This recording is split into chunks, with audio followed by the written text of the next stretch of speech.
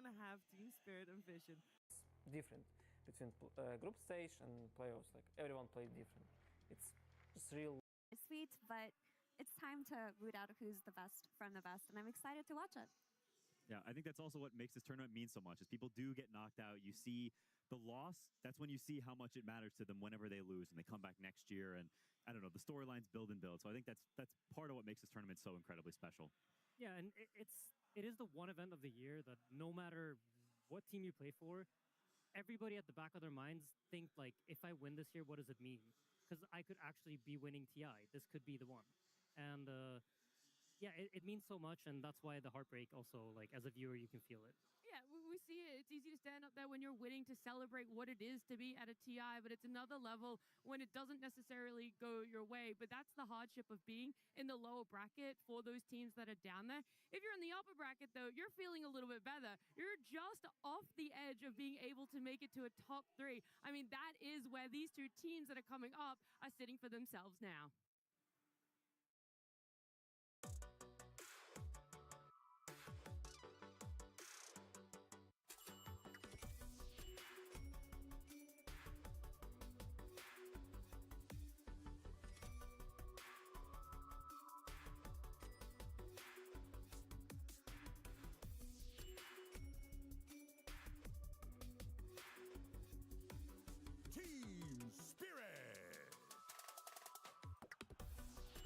They've talked about how long it has been for this roster since making it to the main stage of an international, how much it means to them, how close they are to be able to seeing success again in an org that has already lifted the Aegis twice. Their confidence is through the roof at the moment, but so is their opponent when it comes to Vision.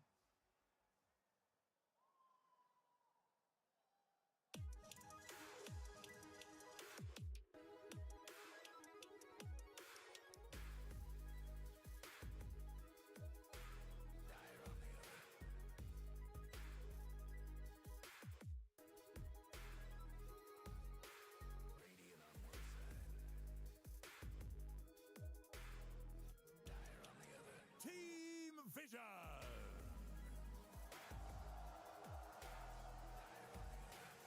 4-0 in groups, coming in as the heavy favorites when we look towards our main stage.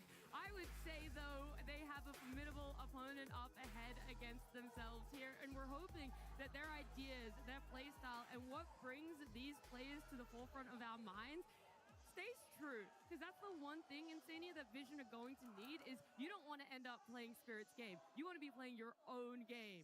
No, absolutely. I think the really cool thing about Vision is they have such a defining position 4 player. He will play unexpected heroes. We saw him play Pudge yesterday.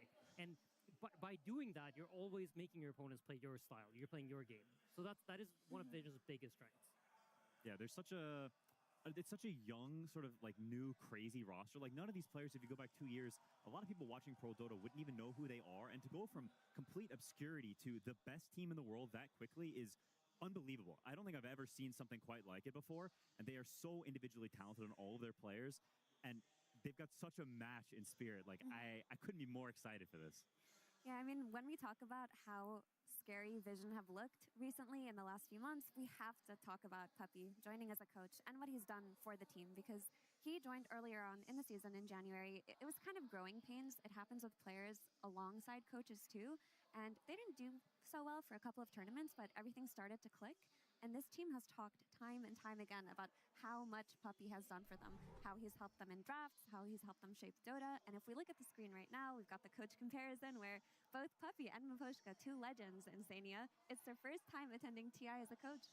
Yeah, it's kind of funny, actually, considering like both these guys have been around for so long. This is the first time they appear head-to-head as coaches.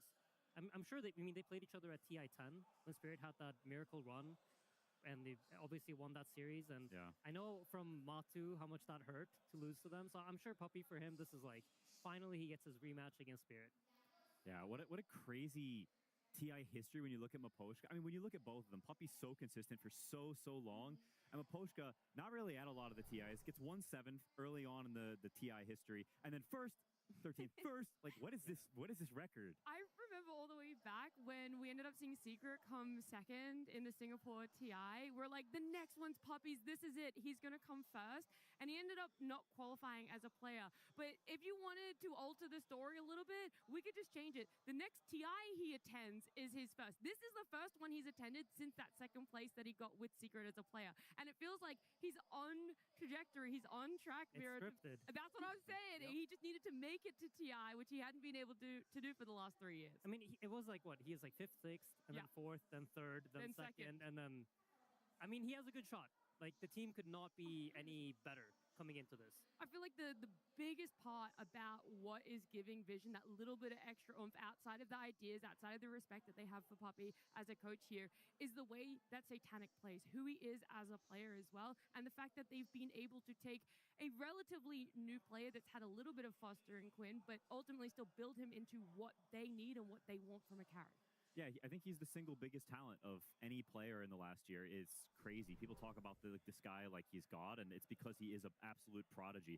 And it's also very funny for this matchup, specifically his team history, starting on Yellow Submarine, which is essentially Spirit's foster team, where they try to find players, and they're playing, and maybe sub in for Spirit sometimes, which eventually happens. Yatoro takes a break, he stands in for Spirit, and he sort of gets nurtured and grows up a lot on that team before eventually going to Vision. And so I think for a lot of the CIS scene, but for Satanic specifically, I think he looked up to Yatoro a lot. There's a lot of sort of rivalry and connection between these players because everyone looks up to Yatoro. You could see it in his play style and how much he farms in the I'm going to carry the game, I am Lee Sin Al-Gaib play style. I think you can see that huge connection between the two. He's Absolutely. baby Yatoro, right? Yeah. I think that's the only way to put it. He for sure is baby Yatoro. I mean, you can tell that he watched all of the Yatoro replays, and his playstyle was... whatever Yatoro was doing in pubs, Satanic was copying. And when he got asked to fill in for Yatoro when Yatoro was on his break, I can imagine he was over the moon about it. But now he's at a position where it's a disservice to him to call him baby Yatoro. He's not baby Yatoro, he's Satanic. And honestly, he's been looking even better than his #1 inspiration. That's the goal for any player, is to make a name for yourself, and Satanic is going to do that for himself. Hopefully it's with lifting an Aegis for this TI, but I have no doubt there's so much longevity in his career. I think one of the funniest things is how easily these two teams also play into it. I mean, the voice lines that come out for every TI, you have your team packs. There's one coming out from Spirit about essentially the king referencing Yatoro, and Vision come out with one that's referencing the prince. Do you think that's still on the level of a little bit of disservice, Mira, or you're like, yeah, I love it, this is the fan service I signed up for? I mean, they're just having fun with it. There's so much respect between these two teams and these two players, and I think it's anyone's goal to beat their inspiration and be better in every way. You know, when they talk about the students surpassing the teacher, that is definitely something that Satanic is taking pride in, but ultimately there's no disrespect there. I also feel like both these two carries going into any other series except matching up against each other are going to say, I'm the best carry in this lobby, and there's no doubt about it. And Would you even argue that? I mean, I think there's different playstyles and stuff, but I think a lot of people would feel this way. Like, watching these two players, they will have the carry differential on their side. But specifically this matchup, like Yatoro versus Satanic, I don't know who I would like rather have on my team. Maybe Yatoro at TI specifically. I think he tends to shine here. He's had a few more TI appearances, and obviously he's won 2 of them. So he knows what this tournament is all about. Yeah, I think that's the most interesting dynamic is, if you look at the entirety of the year, Satanic was absolutely the better carry. I don't think that's even a question, but TI is TI. Yatoro, when you think of him on the stage, you think of Bald Toro shaving his head, coming out and annihilating me. I know what that's like firsthand. Yeah, exactly. I remember it very well. It's seared into my memory, and I think him on TI stage is seared into a lot of people's memories. He has taken... It's going to run top. They don't have any ward vision on this, so in theory this move can land.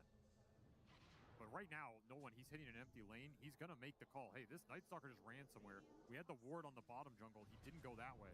This is kind of an interesting play. They're going to go through the gate and put the pressure onto Phantom Lancer away from these gankers, but they're also going to go through the gate. They're getting They backstabbed. could maybe sandwich here. Jakal's going to drop the tombstone. They're going to choose to fight this one. The cogs immediately go out. Satanic is spotted. Are they going to run him down, trying to deal with the Undying, with the tombstones first? Notice coming in with his level 6. It's scary hero to fight into. They're going to leave the clockwork behind. Got the tombstone. Laurel will chase after some of these heroes. Gotta find something off DP this away from the Ascension. Phantom Lancer, he's good. And Night Stalker, none of these heroes are isolated enough that he can get a kill. So Team Vision playing against Night Stalker 2 times in a row, they know what to do. They just clump up, don't give him the opening. Ascension runs out. You still have some Knight to play with here. Well, it's going to be slowed down. Body blocks, Cogs nicely placed by Not Me, pushing back these heroes. And they're the ones, they went for the aggression, and they are the ones who die. It's Rue is the casualty of Satanic, and now that the pressure is relieved from that Night Stalker, he goes back to top. Maybe the best thing to happen for Spirit there is time for Collapse to free farm top. Honestly, the one guy who didn't go to it got the most out of the play. It's Laurel trying to make something happen on the map, but the play call was too good with the empty lane mid. And I like the idea. Laurel just going to run the map at the Drow Ranger just non-stop. If you connect, it's amazing. It is just not connecting so far, but maybe Satanic will think, okay, they're not going to go this deep, right? Have to bypass the Watcher here. They do take the long route. He doesn't see this. They don't commit. One of those moments could have been huge for Laurel. Laurel is going to be very underleveled at this rate. He's full committing to the roam. They go for Takalis. They have to get this kill just to get some levels for Laurel. They will get it. I feel like the last time I saw a roaming Midnight Stalker at TI was, what, TI3, like S4 type of gameplay? Yeah, I literally thought, like, to myself, this looks like Cinderin on main stage. Playing Midnight Stalker and roaming around, that was 100% what he did. I don't think this looks like Cinderin. Let's keep the bar high, but I agree. This is a really old school style of mid-roaming gameplay. It can free up some space for your 2 greedy side laners. Like, you're attracting a lot of attention to where's this Night Stalker going? What is he trying to do? Can we counterplay? But unless he's actually getting the kills, he's just going to fall so far behind by 20 minutes. So you got to be careful with it. Don't want to overdo it here. Not the worst nighttime. You have Dark Ascension available. Collapsing super deep on the map. How do you end up there? Super fast in that river, too. My God. He has the Quicken Stone Feather Satchel, plus Drum, plus Phase Boots, plus Speed Aura. The man be zooming out here. Percentage-based movement speed from the Aura on Look at him go. These extra small bonuses. That's a cool idea here. Gives you a lot more extra gap close in the early game.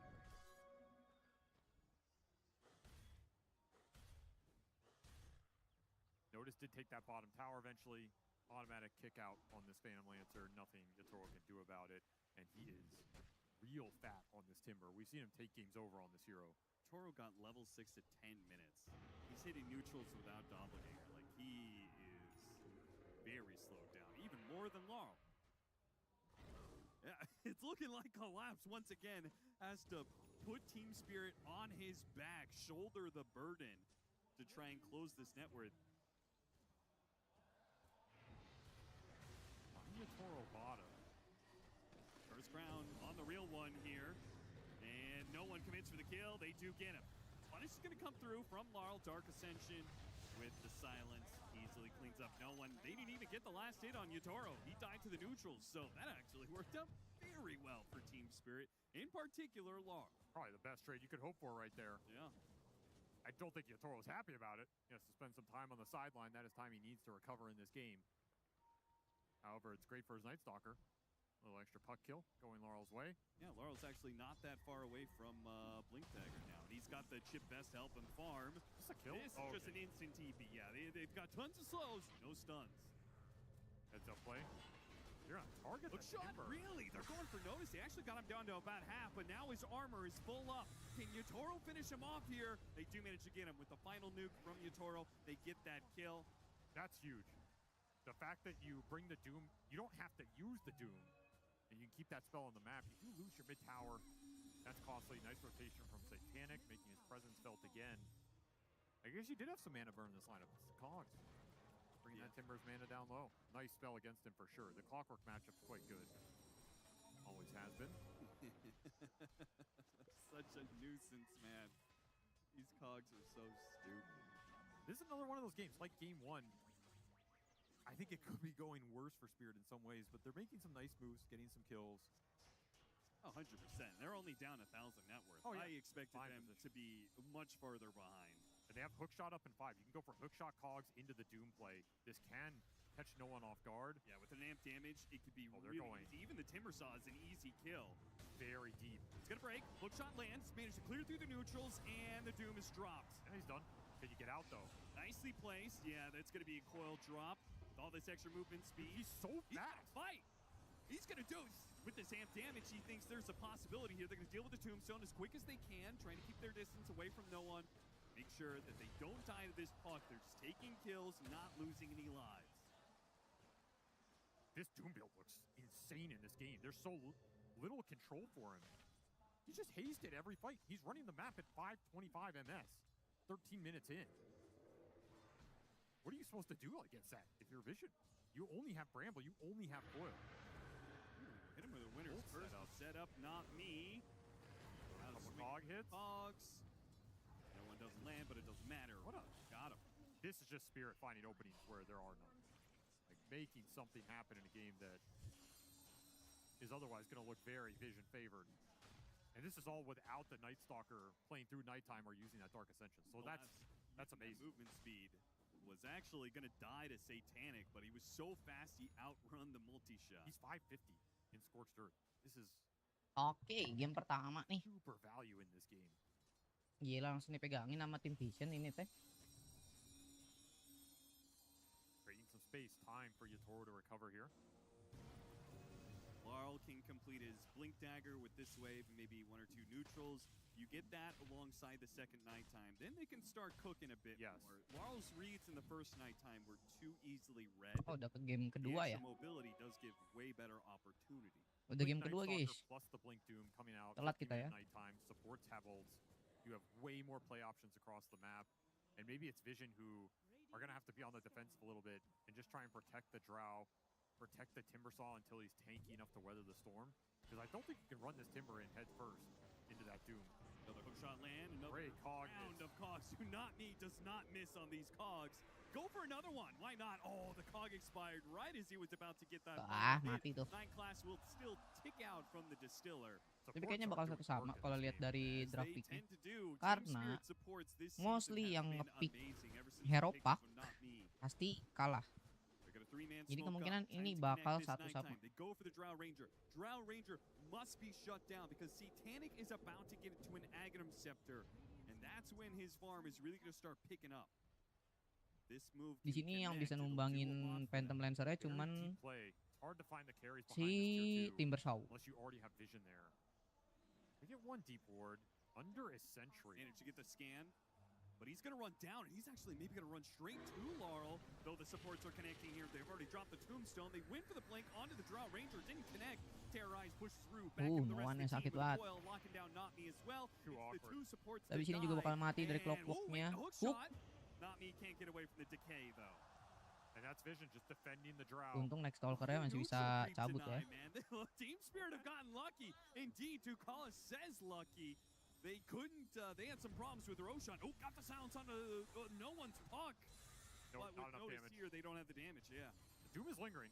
Pucknya nggak ada damage, susah. Maybe Vision get baited. Oh, they ran away. They still look for the fight. Try to get the Doom on him. No one. Could get him here. Got the Doom on him. Can they finish him Oh, off? di Yeah, Doom. with the Infernal Blade. Harus TP mau nggak mau.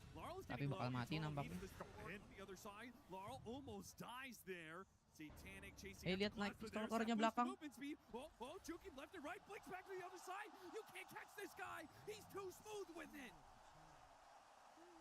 This build has done so much work in this game. It is absurd. Just dancing around them. Laurel, he's even going back in. Yeah, going back in for the support. They've got to be careful of Satanic. Still is a threat to slow down these heroes. I really wanted something off the back of that. Well, maybe once dibongkar pukulannya, di hook kena andainya. Ducalis has to die, they say. And die he will. Are they going to get out with everybody? Rambo? Maybe it's going to be the clockwork. Yeah, he's still TP. He's no way out. Ya, tukar sama support ya. Satu tukar satu. Back to this side of the map. But very importantly, Satanic did not die. And now he's got his Aghanim Scepter. They did defend the Drow. The Timber was also farming that entire time period. Good space for Yatoro. Spirit are overall happy with that exchange. They get some space for this PL to continue to find some more impact in this game.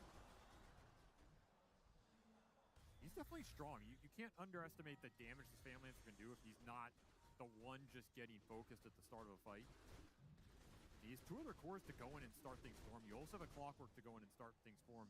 If you can take out the Timber early with a Doom or something like that, the fight doesn't look that difficult. Notice wants to go for the Phantom Lancer, but little does he know that Iya, tapi di silent nggak bisa apa-apaan sini Timber Saw-nya. Kill the Timber Saw before the supports even get here. Are they? Chain trying to get away, but there's the winner's curse. They just pas lined banget. it up. Hits onto 3. The setup, though, with the Tombstone out, they actually can't keep this going. Team Spirit have to retreat. Wait, the Silence back in on the Silence again. Now they run him down. The Terrorize finally Manta dodge. But notice, Manta dodge from Yatoro plus Not Me with a hook shot. Mananya langsung habis dari Now Yatoro's trying to run down 9 class. Doppelganger dodge siapa itu the puck kupu-kupu, nukes. lupa They get namanya. away from that. Dark Willow. Jakal's being kited around. They'll finish him off. Jakal tries to do what damage he can to Yatoro, but he can't fight him here. A killing spree for Yatoro, and you know one chased away by Laurel. He's still hunting him. Kalau dari hero sih menang.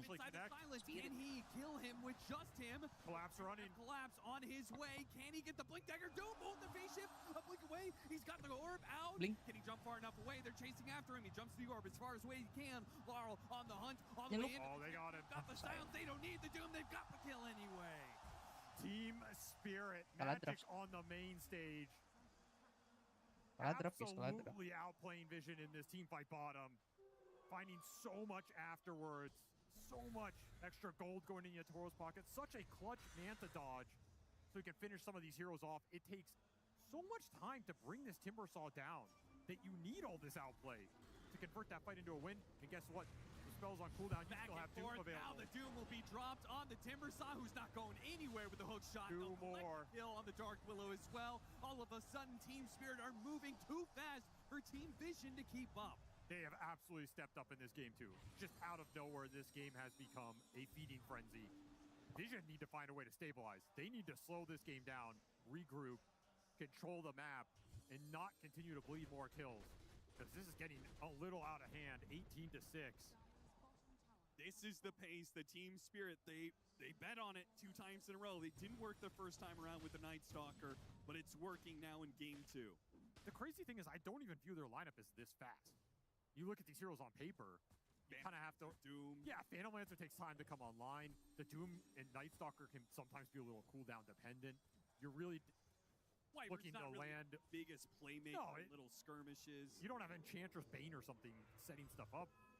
I think Spirit are just the best team, perhaps ever, at playing slow heroes fast. Drawnya ke arah Aghanim dulu. The game speed up in a way where it feels uncomfortable for you because you're losing fights while they also have a tremendous amount of scale. It's one of those games that highlights it. I do not know how Not Me ended up here, but he might just get out. Gets the hook shot, TP way, goodbye. They're dancing on him. They're absolutely dancing on him here. The chat wheels are flowing. The Ags is almost done for the Phantom Lancer. His damage is going to pick up considerably. You still have Satanic at the top of that net worth chart, but he does not have the carry matchup at all in this game. You cannot rely on him to come in and deal with the Yatoro if the Timber Saw gets doomed, if the puck gets found by the Night Stalker. This is the teamfight advantage that Spirit have in this game, the strength of their draft and their counter picks. You have tools to debilitate the other 2 cores to free the fight up for the Phantom Lancer. Especially if you can get to BKBs. What is your control for BKB? Running at you in this game if you're Vision. Here comes that 3-man team. Not Me, Rue, Laurel. There's a lot on of the touch run. this puck. They're trying to bait out the Phantom Lancer. Yatoro's going to run down the lane. For the hook shot, cogs into follow-up spells. No one gets out of there. You really have to be careful in this game as puck. If you get cursed, if you get hook shot, there's going to be follow-up chain stun silence from the Night Stalker, the Doom, the other support. All of these spells can be death sentences for no one in this game. We'll likely see him go some early defensive item here. I'd say you generally want the BKB here on the puck against the NS. It's expensive. It's going to take some time.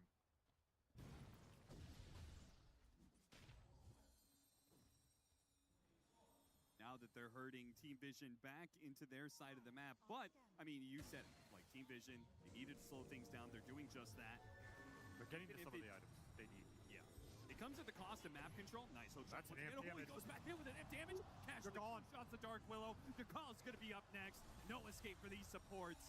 Farther and farther back, Team Vision are pushed all the way into their base. And Laurel, He's still He's thinking watching about it. every step of the way. He's thinking about that Satanic kill with the amp damage. He blinks away. No one who's kind of pushing out. Thought, okay, maybe they have vision of me. Don't want to be caught in a coil in a bad spot. They deal with the ward. Not me. Susah sih, They berat go banget. after him. That's a super nice Harus keyword, 'cause BKB the only dulu. two wards on the map were kind of double Nggak placed BKB nggak on- bisa main. So Vision are just not going to have a lot of ward vision to play around here in the next 5 minutes or so. It That's a lot does of freedom. leave us to a daytime period with no Dark Ascension. So Definitely Vision, some downtime. Yeah, they can definitely. I don't know if they're going to make any moves during this window, or if this is just going to be a time where they could farm more aggressively on the map. It's a little awkward. I think you can force Roshan with this cooldown. It's just not that fast right now. Otherwise, I think it's tough to find the play. Spirit are well aware of the downtime here. They're not going to give you some crazy opening. BKB is done for Doom, so Collapse can push waves mid. He's not too afraid. Very difficult to find the Phantom Lancer. Toro, he's actually going to TP top, kind of into where they are. Good shot actually lands here from Nami. He's got a blink dagger, so he can still escape. nggak bisa apa-apa tuh. Comes his way, but the cogs are just too good. He pushes himself Masuk inside ke the dalam tombstone, but the Phantom Lancer deals with that so sendinya ya. quickly. The calls have to pop back out. A support for support coming damage. up, but they manage to get the coil. And this is the build-up with that Aghanim Scepter. You stumbled into the Drow Ranger. PR and level segitu Satanic tumbangin. delivers. He took a Jadi sih lot bakal of susah pop ngambil damage off itunya the sih, clock ngambil dying. NS sama Doom-nya sih. Satanic had a really good position there. Toro Harus overplayed BKB his hand. silence. A costly death. Spirit gonna try and make up for it. The same ward. They will get the kill on Satanic in return. Di draw-nya kena. Nggak bisa TP out. Kena Doom ya, tetap Didn't sakit. have the stuns, but they did have the damage. Not respecting the potential vision on that spot. Have a rare misplay from Satanic in terms of his map read. This guy's usually untouchable. Spirit will find him, even out the score. Look who's about to be top net worth in this game. It's your boy Collapse. Yep. Doing it again. 4-0 and 6. A perfect Doom performance here so far. Yeah, they've just the trio of Team Spirit have given so much space to Collapse and Yatoro. Yatoro may have thrown some of that away. Collapse has not. This guy's just ridiculous. Every time Spirit need him to step up, he steps up. And they need him in this series. He's going to try and connect, but they do have a ward to spot this, but it might be too late for Vision. They're going to start getting run down here. TP away from Notice. Good call there. 9 class. No hope for him. And Collapse doesn't need to go through the gate.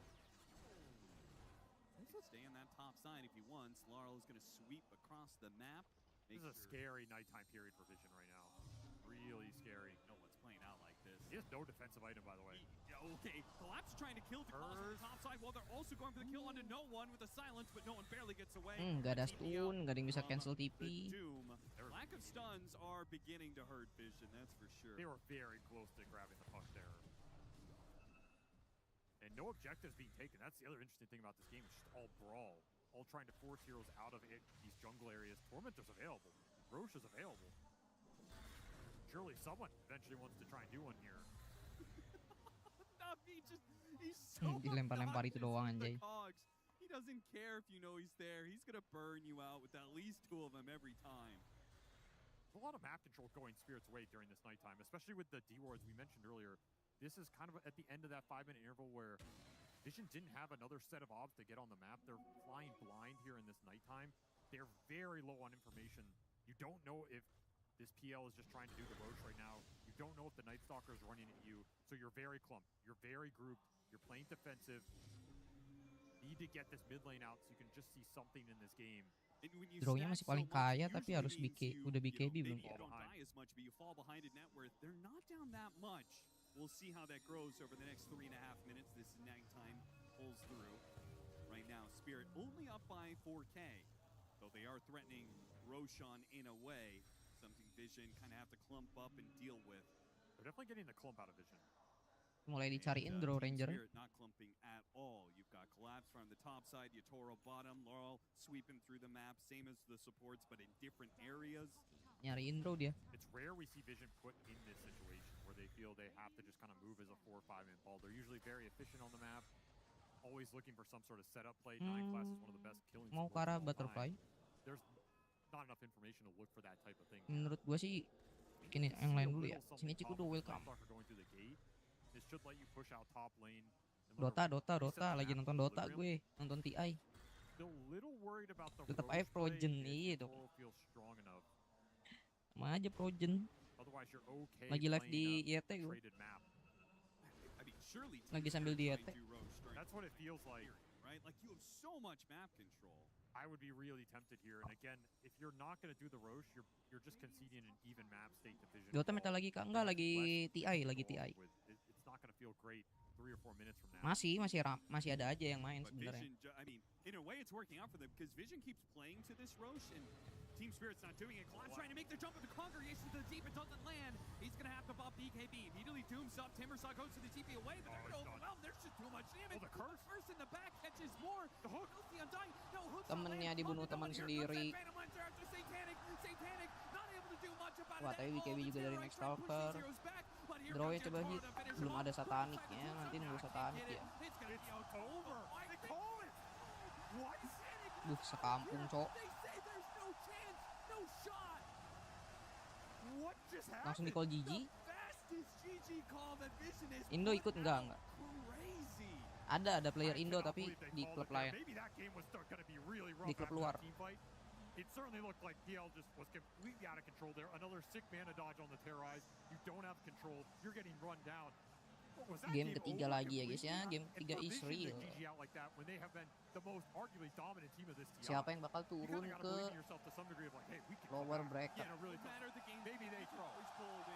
Maybe something goes wrong for them later on.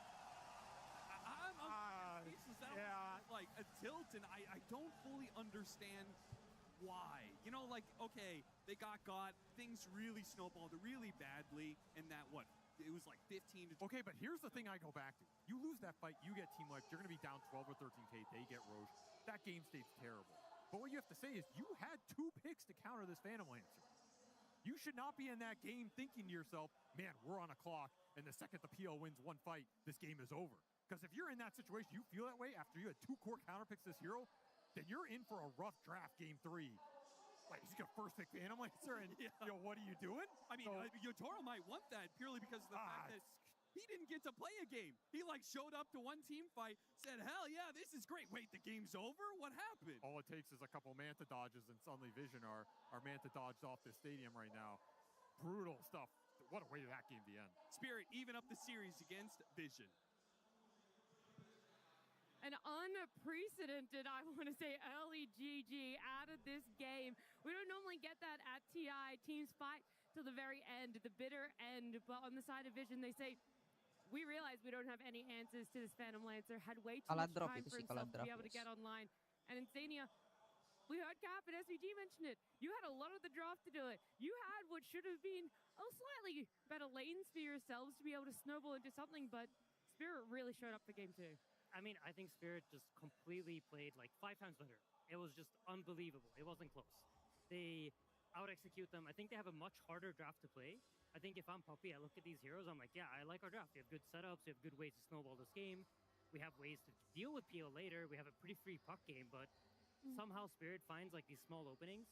And I think this is the same thing that I saw in game 1, which is signs of Spirit just outperforming their matchups. Yeah, that was a masterclass. It was actually beautiful to watch. Some of these team fights and these little executions, the individual play from all the players. Laurel is beyond godlike. Not Me is the most annoying player I've ever seen playing a game in this game with the Cogs.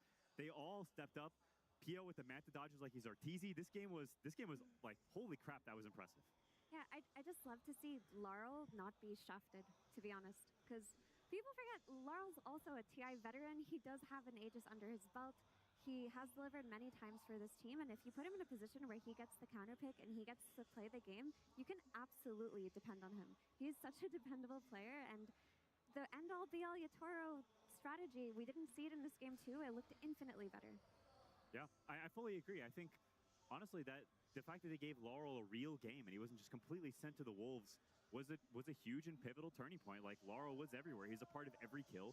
We talked about how their other 2 cores are greedy and we need someone to connect. Well, Laurel connected to just about everything, and Collapse also bought Drum and Blink, shifted from the normal Doom gameplay we'd see a little bit, and he's fighting too. Even PL is coming to the fights pretty early on. Like, they all recognized, I think, why they lost the last game and changed course quite a bit. I love that, right? They go, okay, we want to put this all in for Yotaro. Everything felt like we want to wait for him. But at the end of the day, we look at it, you have someone like Nightstalker that can do so much early. We have this Doom that when it comes to that mid part, he's still able to have a great initiation, be able to try and put numbers in your favor because a doomed hero feels like pretty much a hero that's dead. You can't really do much more there, Effie. So I just love it. Spirit having so much more for themselves into this.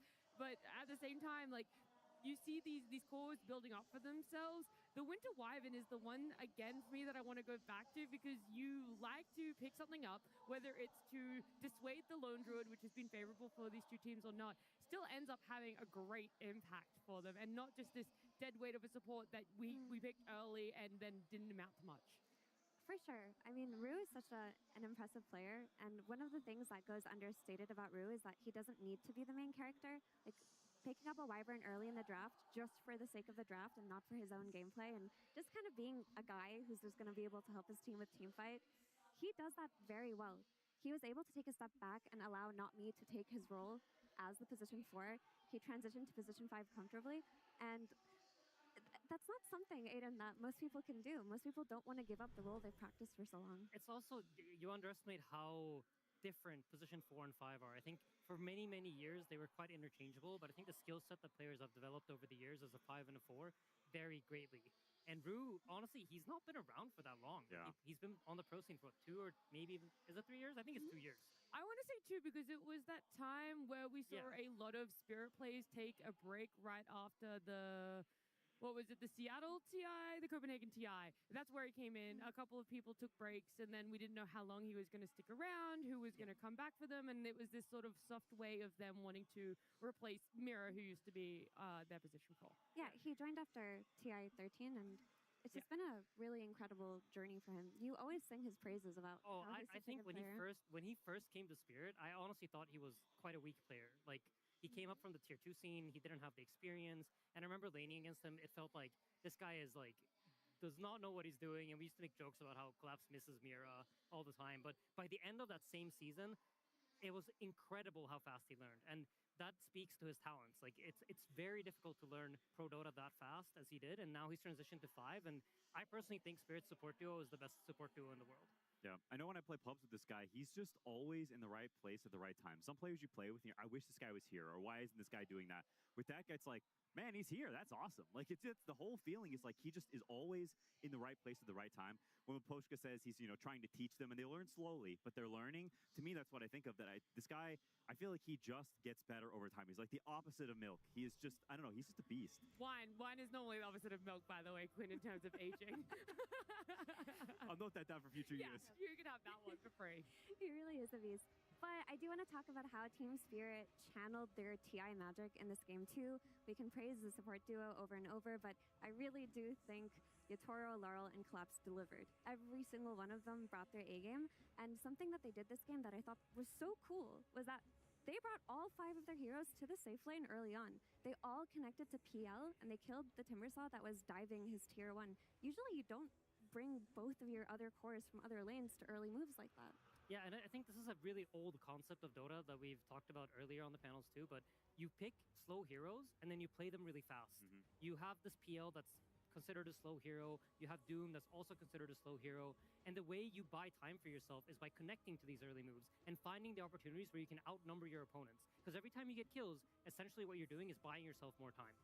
Yeah, no, it's super true, and I think also the best place to do that is, like Mira said, at these towers oftentimes, because if your heroes don't naturally fight and kill stuff, that often means they lack catch, and so you want them to be close to you, because that means they're already overextended, so you can kind of just run them down, which allows you to actually get your damage off, which is why in modern Dota, towers are so important, because it's a place to fight. It's not so much that you have a place to TP and that it like keeps the map state. There's some truth to that, but a lot of it is it lets lineups that don't have natural ways to fight have a way to fight, especially when you're waiting for that overextension. There's such a fine, delicate balance of where the enemy walks. Are they over the invisible line? And as soon as they cross, bam, Spirit snaps, they jump, and they win fights, and it's so true. It buys you so much time. I feel like that's also like the Miposhka influence, because like Spirit's way of making moves is through baits. It's been their MO for so long, and I think throughout the season, Spirits look kind of like a different team, but ever since Miposhka's joined, I'm now seeing like his influence seeping into them, and they're finding those opportunities to make those moves that they used to do with him. He did say as well in the coach interview after game one, he's like, I'm trying to give them all the lessons I can. And then Neil follows up like, how are the players taking that? He's like, slowly. And look, maybe the game one was the slow idea there, but game number two, it felt like everything really ramped up. And I love that Maboshka not only is offering so much when it comes to guiding these players and how they play, but of course in the draft, right? That's where we really see a lot of impact when it comes to coaches and not losing the idea or the faith behind the Night Stalker. It was in that off lane, did still do really well for them in game one, but to pick it up, shift it to mid, and give the play style the opportunity to demonstrate why they're so confident in picking it in back-to-back games. Look at this, 12-1 and 7 at the 28-minute mark. That isn't 28-minute mark of the game. That's the end of the game. That's when GG was called compared to no one's puck, which was 3-4 and 2. This just brings me back to you can count on Laurel. Like, oftentimes he's put in situations where because he's so able to tank bad lanes and he's so able to be a sacrificial pawn during the drafting stage, we don't really see him have performances like this. But when we see him get heroes like counter picks to a puck with a Night Stalker, when we see those rare Invoker games where he has like an axe set up for him, he can put the game on his shoulders. And the big difference from game one to game two to me is very impressive because a team to adjust their playstyle entirely in one map, it's hard to do. I think it speaks to Laurel's skill as well, because like while he's enabled in his like hero to hero matchup mid, he has nothing really to play with. He has like a heal, a doom, a wyvern, and a clock. Like it's not natural combos that you would think like because NS wants to silence the guy and then lagi tiduran bang, udah live belum? There's nothing to dump on top of it, and you could see how they were fighting. Like there was some team fight where they commit on the Timber Saw and he's like silencing him and hitting him the entire time. Timber's not dying, and then they reset back and wait for the silence to come off cooldown again and then recommit. And I think these things require so much skill for you to time correctly, because if you're off by half a millisecond, you're caught and you're done. Yeah, there was even one moment where we laughed about in the green room because Yatoro and PL just ran mid because Yatoro didn't have anybody. So like, oh, okay, I guess I'm coming. And he gave them a few right clicks during a crippling fear, and they didn't get the kill. But the fact that they were moving PL to the Night Stalker means that they were aware of this too. But they somehow made it happen. Yeah, I think it's actually an unbelievably difficult thing to pull off in games. And I think it's one of the most beautiful and high skill parts of the game is whenever you walk into the kitchen and there's no like normal ingredients and you've still got to make something great, like it's very hard. And he takes a radish and a knife and a pizza and he ends up with something gorgeous. A whole pizza already. That's right. And I think like you see it in this game. Like how do you combine these heroes? And that's one of, I don't know, that's something you build over time is these situations. Okay, the draft is the way it is. Now, how do we play good Dota with the weird tools we've been given that worked well together later, but early on it's not as obvious? Like it's so impressive and difficult. Watching this game backstage, we're all like amazed. It's so fun to watch. We're locked in, like we're watching a Christopher Nolan movie because it's just it's cinema. If you had to title it, what would you? Maybe The Odyssey. I don't know if that's his best one, but I'll give it to that. Yeah. For sure. There's like one extra bit about it as well. It's almost this mental game because we're talking about, okay, they poke a little bit, they reset, and then they re-engage. There's a lot of times as well where we see them poke, they fully disengage, and they're getting reactions out of Vision, but now they go to re-engage, and Vision go, we don't want to react because they're probably just doing this whole, oh, they're poking at us, and they're not actually going to commit. They fully commit, and that's it. Now your Timber Soul is gone. They fully commit. Your puck's gone. They do it again. They disengage, and you've reacted to it. So I think also that mental back and forth toying with Vision was something that really treated them well with the heroes and toolkits they had. That's a great point that you bring, and it begs the question of the early GG. We haven't really talked about it, but it's not something that we see at TI where teams just give up after a bad fight. Can you guys shed some light on why that happened? I think it's like Puppy also talked about it in his interview where he says like you build at TI you need to have some losses to build like stuff and learn from it, and there's not enough games at this TI. They've won all their games in the groups. They played 4 teams, won all their games, came to playoffs. They lost 1 game, but they won the series, so they haven't had that experience of experiencing defeat. And if you want to be game a TI game 3 you're gonna have to go through that part as well. You're gonna run into losses. Yeah, and it's siapa yang bakal turun ke lower bracket? Rough position to say, you know, call it quits. Because siapa lagi the teams that win TI are the teams that play hard games. I remember playing against Spirit in the finals and being up 15k gold, and they come back and they beat us and they lift the Aegis. And I think at the same time, while that game is hard and I don't think their odds of winning are very high, I also think it's Oh, not berarti abis ini great lanjut practice for the Yandex. future of the tournament to just be snap calling GG like that. Because to me, the fact that Satanic said Upper it and there's a bracket delay terakhir. before the other Terus stage, to me it besok feels like I'm lower pissed, bracket. I'm dead, I'm calling GG as sort of like a I know best type deal, and that can, Lower it bracket can be okay. dua-duanya You can recover from sama that, people can agree, atas. but at the same time, it's a little contentious. Yeah. I do wonder about it because Team Spirit would never call GG in a position like that. They're the team known for playing the hardest games and dragging them out until the very end. Besok I ada mean, if 3 you game mentioned ya. that Satanic did it before everyone else, is that okay? I mean, it's hard for me to understand whether this was good or bad because you can make an argument that they knew it was over and they didn't want to waste time and energy, but you can also make an argument that I think those situations do exist where like sometimes it's just better to call the game and like let's reset and go head over to the next game. But I agree with Quinn that the way it was done here didn't feel like one of those moments where everybody's like, you know what, we messed up so much that we should just drop this game and move on and go to the next one. It more felt like a where did that come from? Ya, You know, sore like, ya. Keburu they balik just called live it. dulu. Satanic calls it and nothing happens from a couple of teammates and then the GG start rolling in. They're like, oh, okay, I guess it's GG. that was like an Ame style GG. Yeah, I think we got a new emote. The Spirit comparison is pretty fair, though. They've said it multiple times in different iterations of Spirit that if as long as one person has one idea to see an avenue back into a game, not even winning it, but back into the game, that's enough for them to not want to call GG. But not to not have a conversation around it. I will also add a grain of salt or tell everyone to take it with a grain of salt because you weren't liking the vibes coming out from Spirit after game 1, Quinn. You're like, it seems a little tense in the Spirit camp. I'm not sure if they're going to reset for game 2. You're building up this whole, Vision's got it on luck type of narrative. Yeah, apparently I'm just bad at reading people. So, take what I say with maybe not a grain, but an entire shaker of salt. But no, I think, I don't know. Like, so you saw Satanic smiling after, and you also have to keep in mind that he's a kid, and some of the players on his team are a lot older and more experienced. You look at No One and Puppy. Like, I think they have the experience and the wherewithal to come out from that, say it's fine. The game was very hard. We're probably going to lose anyway. And you can, like, it's not some, I don't know, it's not some end-all, be-all, some doomsday thing to call GG like that. You can recover from that. It may not be ideal, but it's also okay. Yeah, for sure. And that's like where I think people like No One or Puppy, where you're going to tell someone like this, like say, we don't know, we're speculating, right? But let's say Satanic is tilted.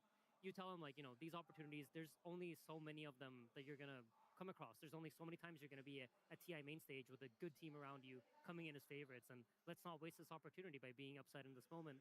Let's reset, go into the next game, being fresh. It's 0-0, right? We start over from scratch. There's nothing from the last game actually affects the next game if we don't carry emotional. Yep. Nine Class is zoned out just thinking about Pudge. He's like, I played a regular hero. That wasn't fun for me. I missed the Monkey King patch. Pick me, Bounty Hunter. Pick me, Clockwork. Anything.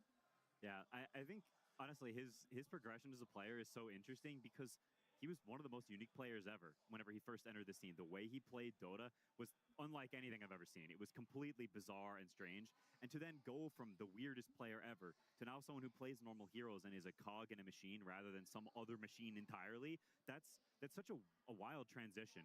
And I think it makes him such an incredibly interesting player to watch and see how he changes. You know what I really like about him? He started off being like an old Techies player. Yeah. Like the original Techies. Oh, you should have started with that then. So he played that. The hero gets reworked, essentially just disappears from the game. And I think at the time he was like a top 100-ish ranked player. His hero disappears. He loses a bunch of MMR and then comes back to becoming a pro player with other heroes. Hopefully we get to see some more of that old Techies in style come into game 3. Team Spirit versus Team Vision. Game 3. Whether you love it or hate it, you have to acknowledge that is a flare of 9 Class, a flare of Vision. We've only gotten to see in dabbles here and there of the last few months, and hopefully they go back to that. It is an elimination for them. We're looking at the upper bracket here, but a win top 3 at the bare minimum. That's something you would love to be able to do, especially Vision. That would be back-to-back TIs of a top 3 finish. For Spirit, it would be getting back into that top 3 form for themselves after missing out on main stage for 2 years in a row. Looking at our bans or our draft in general here, not so much just our bans, we're going to have Vision be our first pick. That's similar to game number 2, how it went in draft order. And looking down the list of the bans, there is a small change up. Vision have left Lena in the pool and decided to ban out Darkseer instead. Yeah, the Nature's Prophet is also first phase banned. Was it last game? No, it was not. It was second phase. It was Coddle that was in that place. Okay. So that is a very potent 9-class hero, but they're just going to rip a Shadow Fiend. Man, it's so hard to predict what this team will do. It's crazy. I think SF last game was also in the pool, and they didn't pick it. They ended up being a second phase ban for them. So they decided to go a different route here. I find the NP ban so interesting, because I feel like for Spirit, that means like we now played against them without NP, and they've just looked like a completely different team. They weren't able to find that tempo. They weren't able to find that ramp, and we had like essentially like the most possible solo losing offlane ever. So playing up against SF, one of the biggest threats is you just get destroyed on your lane. And we're happy to give him that so long as we Winter Wyvern again. Yeah, it could be that what they had planned for the NP today was the TV, and it didn't work out for them, and they don't have a plan B against it. Yeah, it is very possible and very smart. I like the idea if you come in, you have one strategy, the strategy doesn't work, and you're like, okay, let's not disrespect this. And how the bans move and when the draft happens is very interesting from game to game. I totally agree with that read that, like, okay, we're going to ban it second phase. Like, we're okay if they first overall it. But then they lose, they get smacked, and they're like, okay, now we're going to move it up a little bit because maybe they want to go back to comfort. Like, a lot of draft is the ideas and the technical aspects of the heroes, how they match up against each other. But there's another level that is reading what they want. What do they actually want to play? What's comfortable for them? Are they, they're on the back foot. When you're the back foot, well, you go to something that's comfortable, that's chill. And so that ban, maybe there's more psychology than actual like practicality to it. And on top of that, it's like within their comfort, what makes us unable to play our comfort? And it seems to be like the Nature's Prophet, the tempo that it brought, it was too difficult for them to play. And I think this current Spirit, we see it in the last game, and they want to be able to set some degree of pace. They're not as passive as the old Spirit. They're not as okay with being ran out as the old Spirit. So I like the removal of the NP. What's really interesting is that the Coddle gets skipped now by Vision, and do Spirit decide to ban it, or is it left through for another phase? Yeah, it's a tricky one. It's very good against Wyvern because you're not trying to pressure the lane, right? He's playing for the heal and the harass, like I mentioned last game. Well, Coddle's like, yeah, sure, whatever you want, and he stacks the camps and he gets super farmed. And then you get into this mid game where he's got all the heals of his own, and he's got the slow and the magic amp, and he plays some very long range, so it's hard for Wyvern to actually get good curses off. So I could definitely see it being a potential hero that the 9-class goes for. Yeah, I mean, going for Coddle would mean that it's about enabling no one from the mid lane. And something that I did want to bring up was that Notice was put in a situation where he could shine. He was the solution to PL with his Timbersaw. He got a Dark Willow and he had a very strong laning phase, but he couldn't turn it into anything. And that's very rare from Notice because he had a fantastic performance 1 month ago at EWC where he looked like the best player on that team. It seems like he's had a bit of a weaker TI showing, despite Team Vision doing so well. I've just seen him in a better state. I think that might be the case, but I also feel like it doesn't matter if you're Miracle or who you are. When you get doomed, you don't get to play the game, right? So he was getting doomed. He was the target of being silenced. They were not letting him click his buttons. So I think that's just where I credit that to Spirit. I think Notice was put in a rough position in that regard. On that note, Doom's won both games this series, and it's got to have gone up in value. Masih apa yang kebuka? Yeah, you would think so. Draw? But it's like, it's funny because last game Atau you picked the Druid? Doom blind, and then they countered you with the Drow Ranger.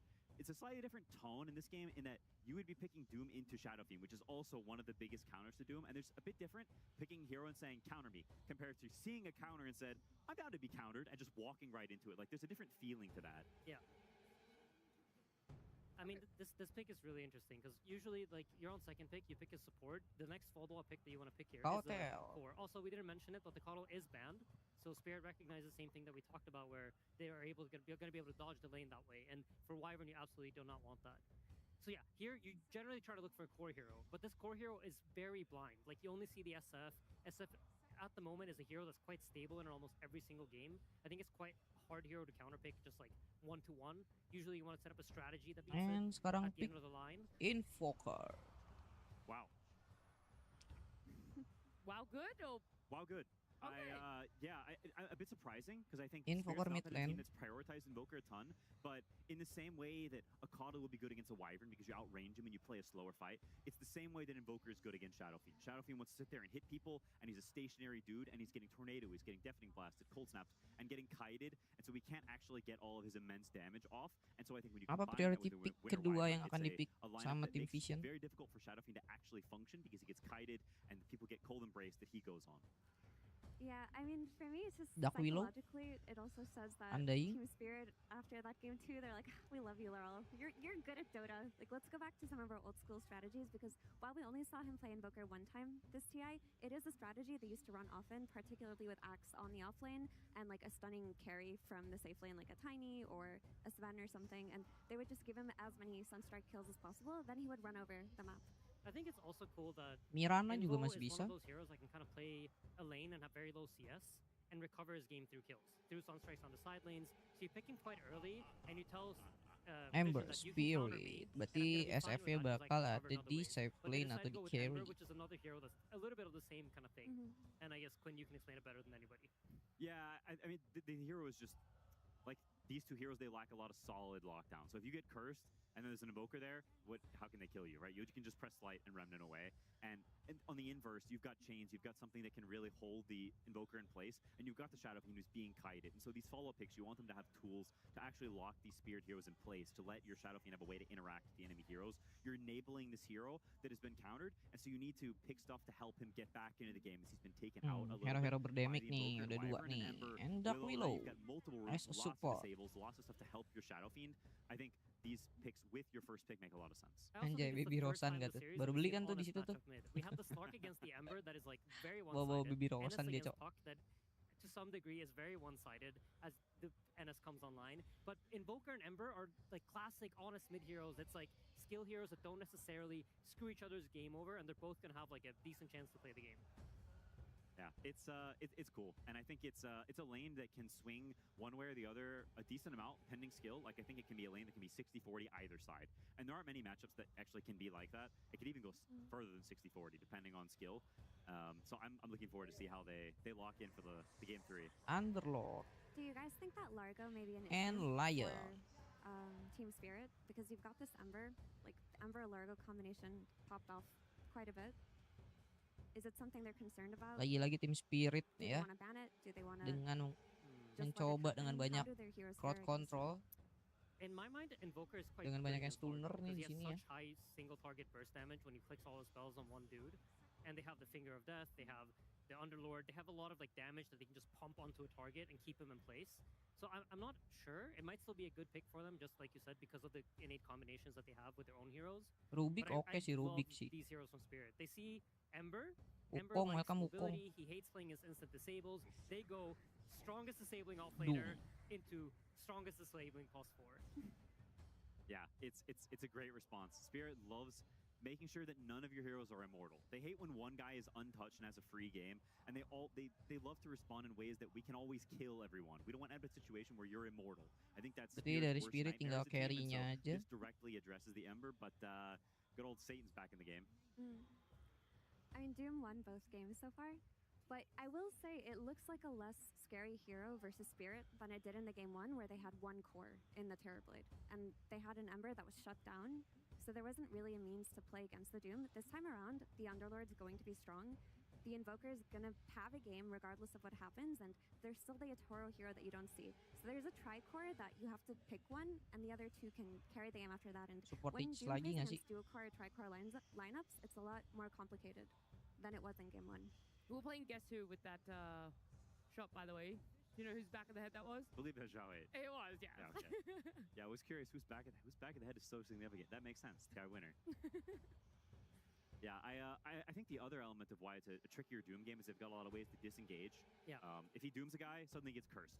Yep. Or if he doesn't pop BKB, he gets pitted, or lion stunned, or tornadoed, and they just run away. Like that is one of the best ways to deal with Doom is he presses it, and sure, you're stunned for an hour. But if you just run away and you reset that, then that's probably the ideal way to deal with it. And we haven't seen it come online in the series because the games have been so fast, but this Aghanim's Doom with Shiva's Guard is a really big problem, and Wyvern kind of pre-solves it.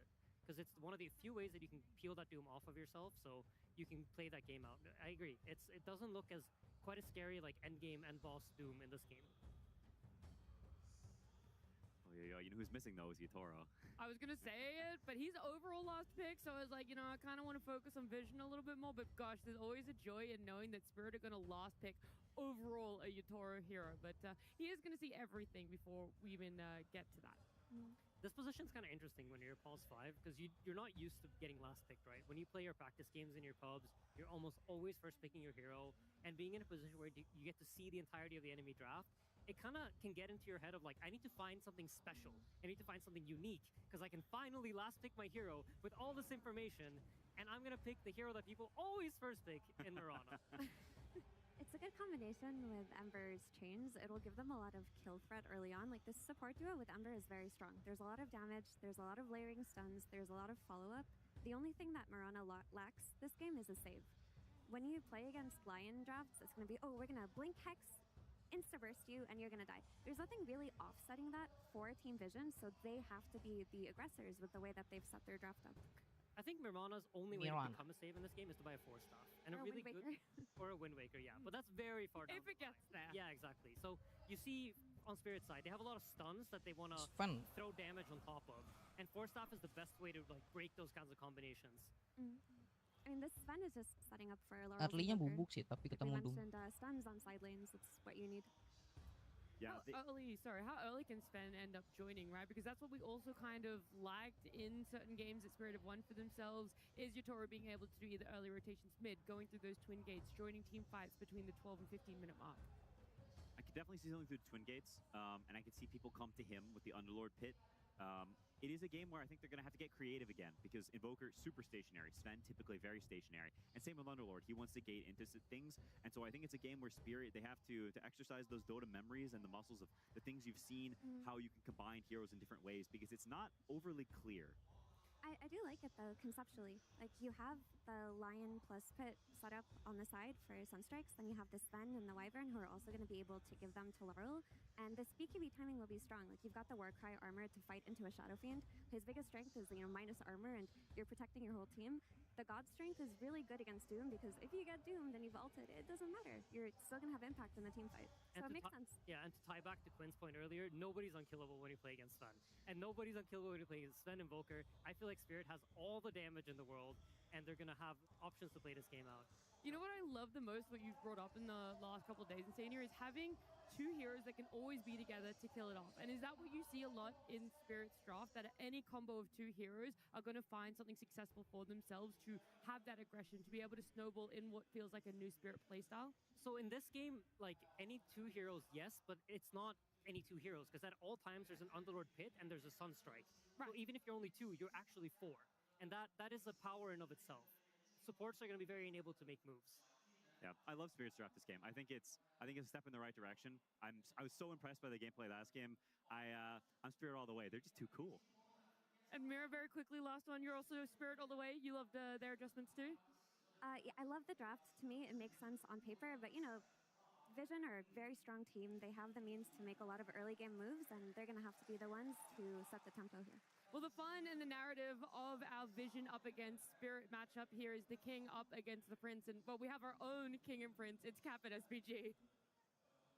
Thank you, Nat. That's right. There are some serious legends on the stage here. Some legends to be, in fact, in the case of Satanic. A matchup of Yatoro versus Satanic here at TI on the main stage in a Game 3. Who is the best carry, Avery? The old gods versus the new. So much Dota knowledge between those two coaches as well. That was something I was looking at. This Game 3 draft, Puppy against Maposhka. Yep. What is that? 30 years of cumulative CIS Dota experience? It's absurd. That might be one of the most goated coach matchups we've ever seen on this stage. Think of how many TI finals those two coaches have been in alone. Yep. Let alone these 10 players. So I think this is the closest draft we've had of all three games. I think both teams are very happy with what they have. I don't think we're going to see an early GG out. I think these are two drafts that can scale really well. Penentuannya siapa yang bakal turun ke lower bracket. A lot of stuns in this game, a lot of big hitters. This game has everything, Austin. It has everything. Will it give us everything in the execution? That's the part that really strikes me for TI right throughout the year. Bagi dua aja ya, bagi dua. And mechanics and strategy and all these little things that make a team great in Dota 2. But TI, I feel like, is the one tournament, the only tournament perhaps, that truly tests mentality, right? That truly tests how tough you are inside of that booth. When the lights are absolutely the brightest that they can be, Do you shrink under that, or do you flourish? And Vision, in their case, how do you bounce back after a rough loss? Because we've already seen, and we already know, from game 1 to history in general, that Team Spirit can bounce back after a rough loss. What is Vision going to do after that game 2? Spirit's proven they can be clutch when those lights are the brightest. And it's up to Vision to prove that they can hang with the big dogs now in a very high-pressure game 3 for a top 3 at this year's International. It's all on the line. You do not want to leave anything on the table here.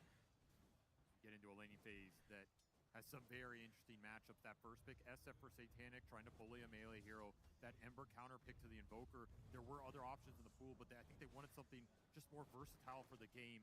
See how much Laurel can find with these stun strikes as well. A lot of stuns in this laning phase for Spirit he might be able to connect on. And then Toro Sven. Ami getting low there.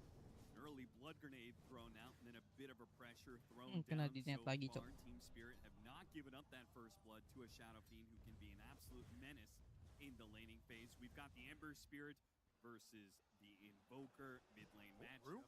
Rue? Maybe he's got Fairy Fire. He's got double Fairy Fire, in fact, yeah. Satanic does get Hex Top with the Sunstrike. Sunstrike, and it lands on a Satanic. Can they finish him off? Not quite. Fairy Fires keep him alive. Well, not me. He doesn't have the same luxury. DeCall's going to hop to the other side. He'll claim the first blood, and maybe he gets away. Raises itu lanjutin. collapse. Ada skill 1. Finish the job. Even with the Sunstrike connection, the extra wand charges plus the Fairy Fires. Satanic stunned, but he's not dead here. Anjir, SF-nya jelek juga ya. Nggak ada mukanya, Cok. Kayak nggak ada kepalanya aja. With this extra Sunstrike capability. So that's a big win for Vision. They ferry out some extra region, can stay alive up here, continue to CS with that Shadow Fiend soul advantage. Is top lane where you feel like the much of the laning phase is decided? It feels like the most volatile of all the lane matchups. I think this lane has the most potential to be explosive for Vision. Okay. That's what happens when you pick Shadow Fiend against a melee hero. You either start just raising this hero down, you get to that level 3, you pump in the damage, you snowball completely with the extra Necromastery, or you get killed a couple times and it swings the other way. It's looking really solid for Satanic here early, though. You have the 3 CS leaders across the board as well. Ember did well in the early waves mid. Just what you would expect from a veteran in no one. And this Doom is going to return for game 3. Doom has won every game in this series. Scary hero to give away when it's performed so well here. A bold move by Miposhka. Okay, how do you address Doom, and what has Team Spirit done in this game to address it? They have multiple carries. I think that's one thing. You don't want to end up in a 4 protect 1 where the Doom target's super straightforward. Sure. Underlord can create a gap against this hero where you get stuck in the pits later on. You can disengage and re-engage. Invoker can do the same thing. Wyvern can also just freeze the Doom on the Blinken and help create that gap. So they have a lot of mechanisms to reset the fight once the Doom goes out. Hold Noticed in place.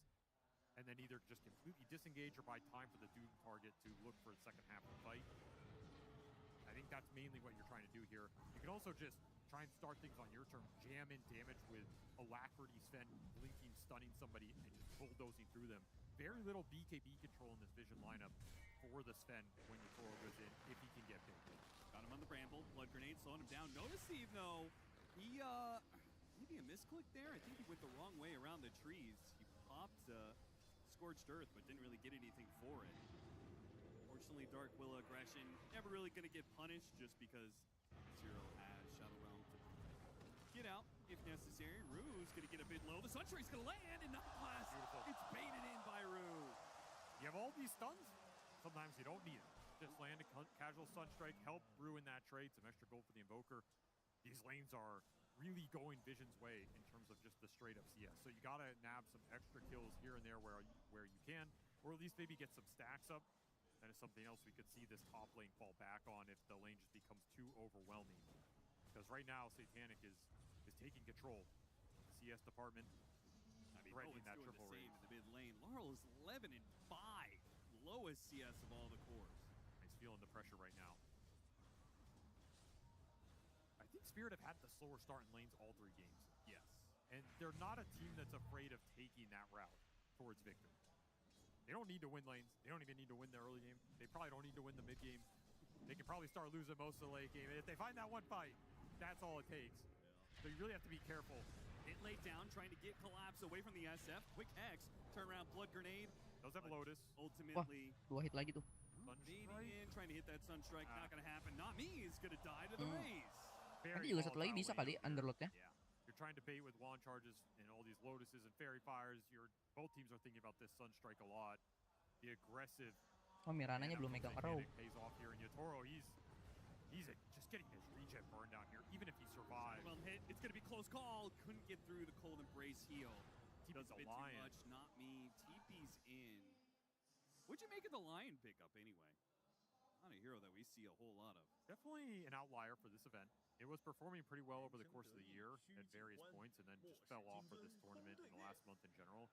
It is a good Sunstrike setup. It is a hero that problem historically apa has worked well tuh? for Spirit. Not necessarily this iteration, but just as a team concept. Always gives you that instant Hex potential, which is, again, if you're playing with confidence, if the other team is perhaps tilting a little nervous, Lion does take advantage of that. I think it could pose problems for the Ember in this game. Maybe the Doom on the Blinken, if you don't pre-BKB, which we've seen a lot of this event. Yeah. Things like this. This hero can make a huge impact from Iya, malah review skin. Still a difficult hero to execute, though. So again, you're looking towards these Spirit supports to really mechanically play well, give us a performance like they did in Game 2, and then this support duo can really cause Vision some problems. They just end up in some open skirmishes in jungle areas. Jujur, Leonnya mirip kayak Minotaur, cok, mukanya, cok. Could become a liability pretty fast because they need some early items to really come online. I think both Anjing, Svennya mukanya jadi kayak burung gagak. really play the fights well. I love that. Yatoro using the line. You're not panicking, are you? Well, Vision don't seem to be panicking in this laning phase. They are walking away with a 3 laning phase win. As you said, Team Spirit have never been a team very dependent on a laning phase. This is a very big lane win, though, which is causing you a little concern. Mainly just how much the Sven is getting bullied bottom. I think Underlord getting bullied, whatever. Invoker's always going to lose some of the early CS. He'll make it up with some Sunstrike kills. Just Yatoro getting bullied. It's uncommon to lose your safe lane in this patch. You don't see it happen to a lot of teams. City menang tuh, You have tapi so many options at your disposal to just dominate the lane. So that's a big sacrifice to make. There's some payoff here with the Wyvern coming online later. Siapa itu? Oh, Emberlord. To this offlane duo for Vision to maybe gain some momentum and snowball this game. Wih, Mirananya cakep sih. I feel like that's only going to be compounded by the fact that Vision also have a more active mid, right? If you're Binatangnya matanya jelek banget, anjay. and then you get those first couple of rotations Itu from the Ember Spirit, ibaratnya ini pak gede ya. Mukanya jelek banget, anjing, nggak kelihatan, cok. Always the risk with playing against Ember if you don't choose him out. Ngedangak gitu, anjir. In Game 1, he just got completely cheesed. None of that tempo came into play. In this one, he's going to have a lot more freedom to control the map, play off the power runes, make rotations that are not going to be matched. You really have to keep no one in check, keep him in the back of your mind, not overextend, and make sure you don't feed away some double, triple kill to this Ember in the first 15 minutes here. Back to this bait in the bottom lane. Really need this line rotation to work. A big committal down here. You're leaving that Underlord alone top, which has been a brutal lane for him. Oh, and the ward's going to get dropped. They just immediately going to de-ward it. Not me. Spotted by that one. The Underlord Collapse is trying to pull waves, but okay, they say, all right, 2 can play that game. We can also try lane, try and catch Collapse, stop him from pulling at least. I actually really dislike that TP from 9 class. Because this is not a lane the Underlord can enter no matter what. Sure. You can leave the SF up here solo and the Underlord can't enter. So if Oh, anything, you mau want to nge-cut bring creep, supports anjir, elsewhere jauh banget in this ngekatnya. game. And this is relieving pressure from the Sven, who was the one suffering the most. Notice is tanky enough to survive, though. Double gauntlets and 2 bracers. Ih, sehit lagi, cok. Just raw HP is all it takes. That is a tanky boy early on. They are going to be able to rotate these supports into mid, which is a great point of attack. Anytime you kill this Invoker early, he's just a sitting duck. Ember automatically gives you the gap close. It's a 6-minute power rune as well. So there's a lot to fight for here on the side of Vision. Good use of the Forge Spirits to pull the creeps back. They will not be able to contest the power runes at all. A regen for an Ember Spirit. This is already starting fantastic for no one. Meanwhile, a lot of time. 1 CS for Satanic. He's just absolute free farm up there, which, you know, I don't know the exact stat for how often Vision win when Satanic has an empty lane, which is effectively what this bit has been, but it's got to be quite high. This is what Vision wants. They want the Cepet banget ya attention around farmingnya mid. ya. They're 2 side laners to just free farm, scale, let no one control the pace of the game. Spirit gonna rotate the supports back top. They want this SF kill with the Sunstrike on top. This would fix so much of the damage. Mati, SF-nya mati. Wisdom Shrine is getting contested off this kill. That is the bigger prize. Spirit needed that early SF kill. However, they're going to sacrifice some experience to get the job done. Both shrines are going to go Vision's way here. The level 6's supports on Vision going to be a whole lot faster than Team Spirit, that's for sure. Unless they can get more core pickoffs to cover that experience. That was just that kill was almost more important for Collapse than it was shutting down the SF. The Thunderlord needed something out of this laning phase. That was a big boost. He's going to get to farm another wave, pulled his camp, kind of reset the wave. Satanic, he's got to think twice about stepping up here again if you don't know where these supports are lingering. Nice little rotation. And honestly, Spirit, they relieved a lot of the pressure in this laning phase that was going into Mid itu lagi dikejar, oi. These Vision supports going top. And Toro gets the farm bottom. These little things stabilize that game. This was a 2K lead for Vision a minute and a half ago. They weren't able to snowball it more. So the game's stabilizing for Spirit right now. Gotta, again, look towards the Ember, look towards the power runes. Try and connect something with no one here. That class pops out underneath the tower, quickly Hex stunned, but they do not try and kill him, knowing that the Ember Spirit is going to be trying to run them down. Another power rune to work with. I mean, the Ember Spirit is just going to be the strongest hero in the game for quite some time if he's able to get every single power rune. He's going to get every power rune. You're just not contesting two supports behind this guy with an Invoker and a Winter Wyvern. It's not happening. You're just hoping he doesn't get the early haste and amp damage, which he didn't. He got Regen Arcane. A little weaker here for sure. Rose, you do have Doom available. Spirit jumps after Nami, caught him on the other side of the tower. Easy pickoff. This is a very dangerous area for Spirit to linger in. I think you're either getting something done here or you are just defensively bailing Laurel out. But you don't want to just linger around the river against this Ember. It's a death sentence. Yeah, he's basically playing Forge Spirit instead of his hero. His hero is always pretty far back, and he just keeps using the Forge Spirit to draw the aggro. Prevents too much tower damage being done. Can also block the arrow off the chains combo, so he has a little defensive capability on his own. You will certainly not have any sort of recovery. I mean, Vision have full control of the triangle in case there was stacks, but Spirit also haven't had the chance to make any stacks in the first place. Oh, that's gonna hurt. A little short there. One of being a flag bearer as well. Spirit are getting some nice D-wards. That is giving you some extra gold here and limiting the damage Vision are inflicting with December. Me pushed out past the tower, immediately punished. Now, the slowdown isn't enough for Satanic. Oh, they got him on the Bramble and the arrow. Landed both of those abilities, and 9 class will return the tip back to not me. December is starting to be a massive threat. This 10-minute power rune's gotta be a good one unless it's the illusion spawn. Rune-nya di bawah. They get taken. Dan dapat haste. Power rune of the game. No one not happy about that. Again, you're looking for the haste and amp damage in the next 2 or 3 here. You really wanted those for the Ember. So the fact Laurel gets to steal one of those away is huge. Base for the Sven. Spirit just trying to defend right now. How does this Sven versus SF matchup kind of go as the game moves along? Sunstrike damage, is it enough? So tanky.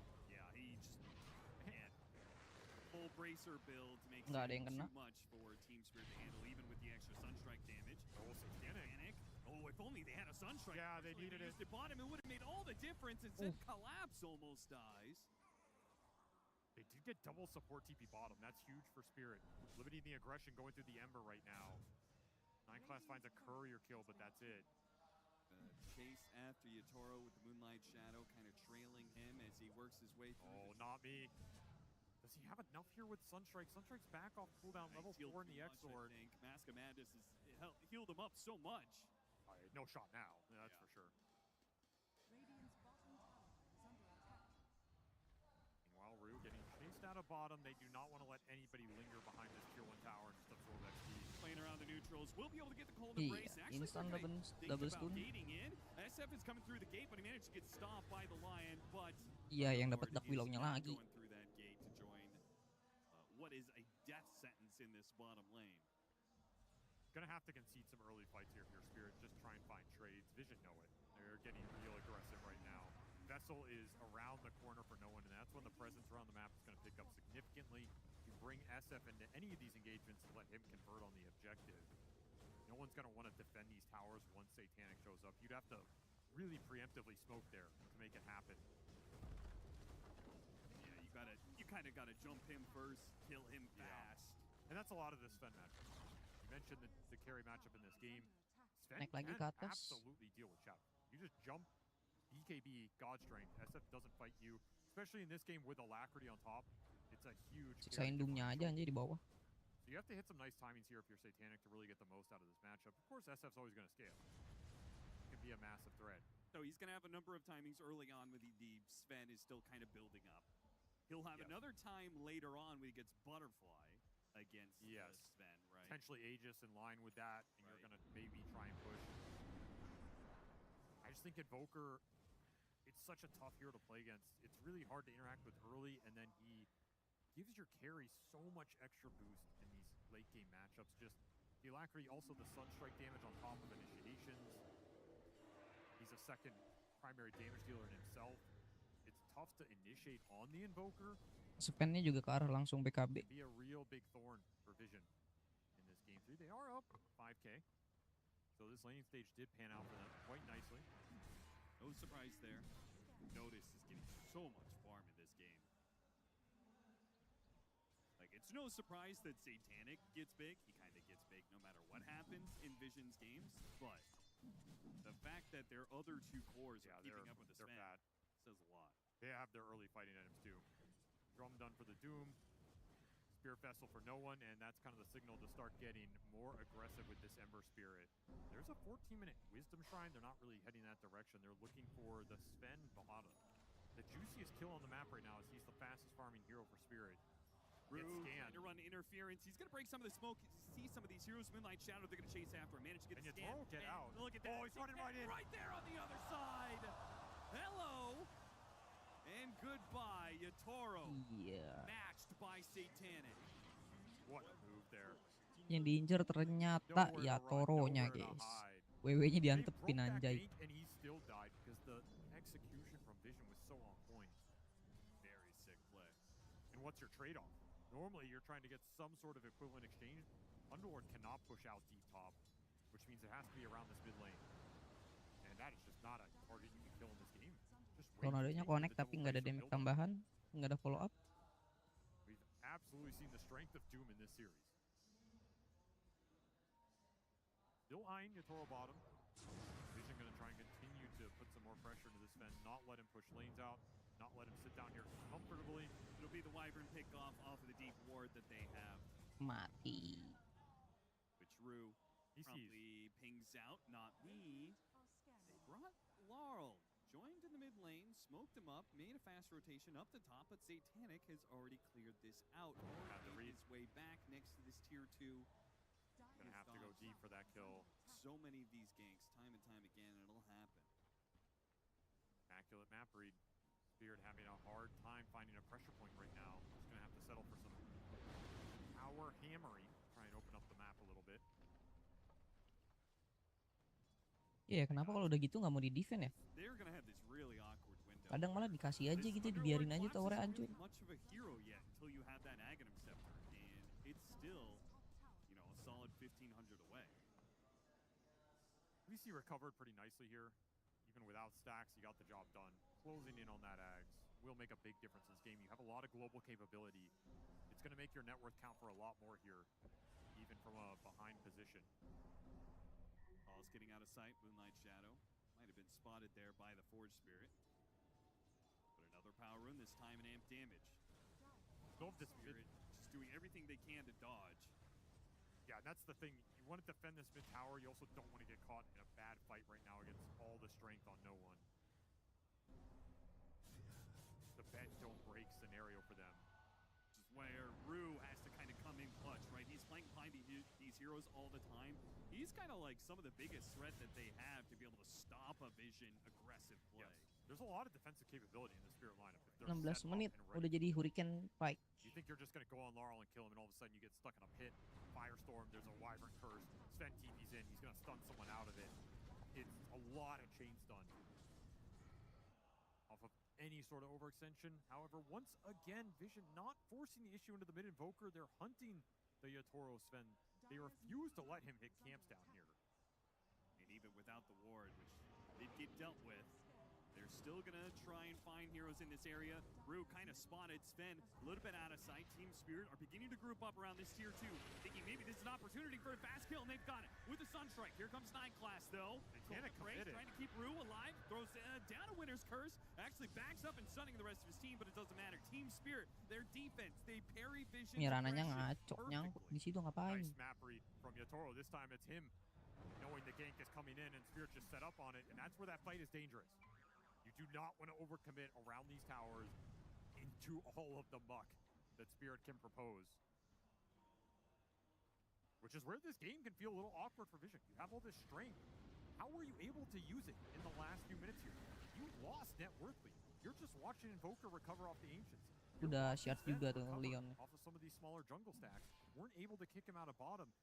The fact that Yatoro can sit down here is really important for Spirit right now if they want to give the Ancient priority to the Invoker. Only one of these cores can take those Ancient stacks, so you need the other core to be able to farm somewhere. And the Invoker cannot go anywhere on this map right now. So it has to be Yatoro finding farm deep on the side of the map. That's why Vision are hunting him down here. This is very efficient for Spirit in terms of the recovery. And eventually the Invoker pays that back out to the Sven, right? He gets Boots of Travel, BKB, then he's able to play out on the map with his Shard, with Ghost Walk, pushing waves, and then the Sven gets to farm the nicer parts of the map. It'll switch at some point. And at that point, the threat on the map goes up a lot for Spirit with the gate global capability. For now, just kind of play through Yatoro. Does have Blink available, is level 13, he's strong. Gotta remember this Sven has the Sunstrike behind his initiation too. There's a lot of burst damage coming out off this jump. Vision just gonna try and dodge this play right now. They're trying to just get to triple BKB in this game. It's gonna take a little bit of time here. However, they get there. They're very strong with that timing. They can absolutely take a team fight into a Roshan. Kurang 1.200-an lagi buat BKB. It's just the two of them. They don't have a tier 1 tower to play off. No heroes can TP in. Yatoro trying to get the initiation and he missed. A fast Shadow Realm from 9 class, and Yatoro's going to be stalled up. This is going to get real rough for him. Terrorize, push him away. Nice. Row-nya connect. Beautiful stuff from Dakalis to combo with that one. Satu semester itu mah ya. And Rue goes horrifically wrong. Vision are gifted into a fantastic Mampus lu dibantuin sama Rosan. So hard for either team to make aggressive plays in this game. Very quick reaction from 9 class. Completely kills this play attempt. And you're able to bring all your heroes into it. And guess what? Tormentor, 20 seconds. And Vision want to just man up for an objective here. They were in the area. Opting not to. Now Vision back up to a 6,000 net worth lead. Every kill is going to count for a lot when both these teams have so much lane push and farm capability. Team Maybe they get this mid tower. Really like to glyph this. They refuse to give this up. Jeez. It's a very strong objective in this game with the Invoker and all your defensive capability. Can really bait Vision onto this objective and try and get some extra kills out of it. Mid tower is also the one that controls that triangle piece, right? For sure. See that Dark Realm come out just in time, and now all of a sudden if you're Yatoro, you're like, please get me out of here. And that's going to be a problem for him. He may have the matchup against the SF, but you've got some very mobile heroes in the supports. Dark Willow Pas banget di and ujung. the Marauder, both difficult to kill. Ember Spirit obviously highly mobile. Be difficult for Yatoro to find openings for fast kills like he wants. Also just needs BKB to deal with a lot of the control here. The Brambles, the Moonlight Shadow, Doom's waiting for you. There's a lot you have to worry about right now. That's not a problem for Satanic. Mask of Madness, Hurricane Pike, BKB. He's going to start working towards a Silver Edge. 13,000 net worth for him. Not me. It's a risk, isn't it? Is this a bait? Is there an opportunity here? He's waiting for some support to come by, and he can impale, finger, Sunstrike, but instead, Vision are making a move. Finding Rue, who tries with the flight to find an opening TP out. Not going to happen. It's a big smoke break. This was double BKB timing for Vision. on the Ember and the SF, and they get the Wisdom Shrine on the other side with the Lion. So honestly, Spirit, they dodged that pretty successfully here. He's out of mana now. He's gonna peek his head out. Nope. Okay. Stun, TP. Should be fine. Waduh. Big space created. Dodging this BKB window for Vision, which only left them with, you get some deep wards out, and you're getting to the point in this game where you're going to start to threaten a Roche after any big 4 kill. Laurel trying to make a big play. KB inside of this Aghanim Scepter, the combination of the Ice Wall and the pit. Just don't go anywhere. It doesn't matter. Before, in the laning phase, right? All that extra HP allowed him to survive through the burst. Gak sempet but that ngedum is juga not deh ya. really a problem now. Team Spirit have ways to just hold you there and never really run out of damage. Game's starting to feel a lot more comfortable for Laurel. We're going to see him impact the side lanes a lot more. It's been centered around mid. That mid tower died. He got a lot of time out of that. The farm Ancients recover off of a rough lane. And now he's going to start to do Invoker things with that Ghost Walk. The map's going to become more difficult to play with this Meteor Sunstrike threat with a gate on top of it. That's what makes it extra deadly here for these otherwise survivable heroes. Might have to pop some BKBs just to be able to get the lanes out at some point in this game. Panel said it's not just 1 or 2 heroes, it's potentially 3 or 4 with this global capability, something that they'll have the advantage for. Vision. What a crucial kill that would have been, catching a Toro on the TP. Spirit are starting to outmaneuver them a little bit. Perhaps feeling like game 2, they're starting to flow. Fortunately, Satanic is still the rock that is keeping that net worth solid for them. They're still holding on to a 5,000 net worth because he's just getting so much gold. Nobody is getting more SF sih gold kayak than banget ya. Satanic on the map. And that continues as he takes the tower. Udah mau Daedalus, Insane how much tinggal Silver Edge. extra he gets compared to everybody else in this event. Every minute he gets left alone, it's a net worth Abis itu advantage. Matnasnya diganti Silver Edge sih harusnya. He's able to play aggressively in the right parts of the map. He has to execute well, though. If he dies in a random fight, it's going to be a massive blow. Through, running into the Vision duo once again. To call us in, no one searching for kills. Time. He's just trying to buy as much time as possible. Toro kind of lingering around here. You don't have BKB, though. What is he looking at? Just looking for the next mid wave. He can collect that because Vision going to back up to do Roche. I think this is the correct call. Put an Aegis on this SF. Make sure all this net worth gets guaranteed use on the map. He's closing it on Daedalus as well. Sunstrike will not. Nice job. They pulled Roshan outside of his default position to make sure there was no Sunstrike steal. Make sure it's a little bit more difficult for crazy Aegis steals. Always got to worry about that. You're playing against Team Spirit here. They pick up a gem at the exact same time. Masih kurang 2000 lagi tuh buat ke Daedalus. We know how strong our SF is. We're going to take over the map in this time period. Notice, runs right into the line. Now there are 2 cores close by. The Sunstrike, it's not going to land. That is crucial, missing damage. The Spec still goes for an Cleave impact, hits. and he got him off the cleave. No one pops the BKB with a Terrorize inside of these brambles. These heroes are going to be held here for a while. DeCalls, especially now, Arrow landed. off of this one. They're going to Firestorm, try and fight, but Satanic is too much to handle. Fortsam trying to get Yotoro away. Oh, Uphill miss. high ground. They just keep on missing. Yotoro is out. Collapse is making a run for it now with a pit. It's going to hold back the rest of these heroes. Oh, Vision got a bit unlucky there. I can't believe they couldn't capitalize on that more. A full duration arrow on Yotoro. SF hitting him. And he just walked it off. The armor. Doing a lot of work for Yotoro right there. And they got the kill. They got all these Vision heroes to one side of the map immediately. Yep. Laurel TP's up to the top lane, shoving that out. The support's pushing in mid. Team Spirit knows that this is one of those windows. We can claw back another 1K net worth, maybe another 2K. They're really playing the map well. You have so much extra advantage on this SF, and you're not pulling ahead in this game. You're not finding anything with this Ember Spirit. No one's running around with Gem now. It's going to give you some extra map control. Still looking for some kills of his own. 9 assists for that Ember, not a kill to his name. Daedalusnya 800 lagi, 700 lagi. TP, they actually want to defend this tier 2. They're going to fight this? Phoenix quite alone. It's really bold to go into the Aegis, though. You don't know where other heroes on the map are. You don't have God Strength. Yeah, I think maybe the only reason they were even considering it was just because they know the BKB got used earlier. That is true. There was a real chance they could 100-0 Satanic twice. Especially with no real saves on the side of Vision. But Satanic, once again, great map read, backs out right before danger strikes. I'm still worried for the SF in this game if ever gets jumped. There's no save in this lineup. One of the downsides of that Mirana pick, the offensive potential in the early game, maybe the ultra late Mirana scale, super nice, doesn't help the SF here. Other than, I guess, Moonlight Shadow maybe giving you a little more entry into the fight. If Satanic gets jumped and blown up in this game, it's going to happen very quickly. The fight can look very one-sided. Smoke right now for Spirit looking on mid. It's going to take... Ooh, he's fast with it. It won't Iya, save 2 him, hit but that doang, was an impressive bit of reaction time. They're going to try and get more off this. Still have God Strength running. Are you willing Ya, to Dalusnya udah run jadi. into the SF, even in a 4 versus 5? It's tricky. He already has Daedalus done, almost about to hit level 20. Yeah, you could see Vision feel confident. They're not really heading for the hills. They're not running away. They are Saying, lingering. if Spirit run into us, we can take this fight. Not me, got around it. Without the smoke break. Interesting position to be in. He doesn't really have any wards he's working off of here. Can't Gonna get scout the Vision SF. down, but yeah, his high ground vision on Satanic. It's one of those moments. Are you bold enough to go for this play and make the call? It's just such a high-risk play. If it goes wrong, it's going to go so wrong while he has this Aegis for another minute. I don't think Spirit are too interested in trying to bring him down twice. He's not so alone here. No, you can't gamble on it.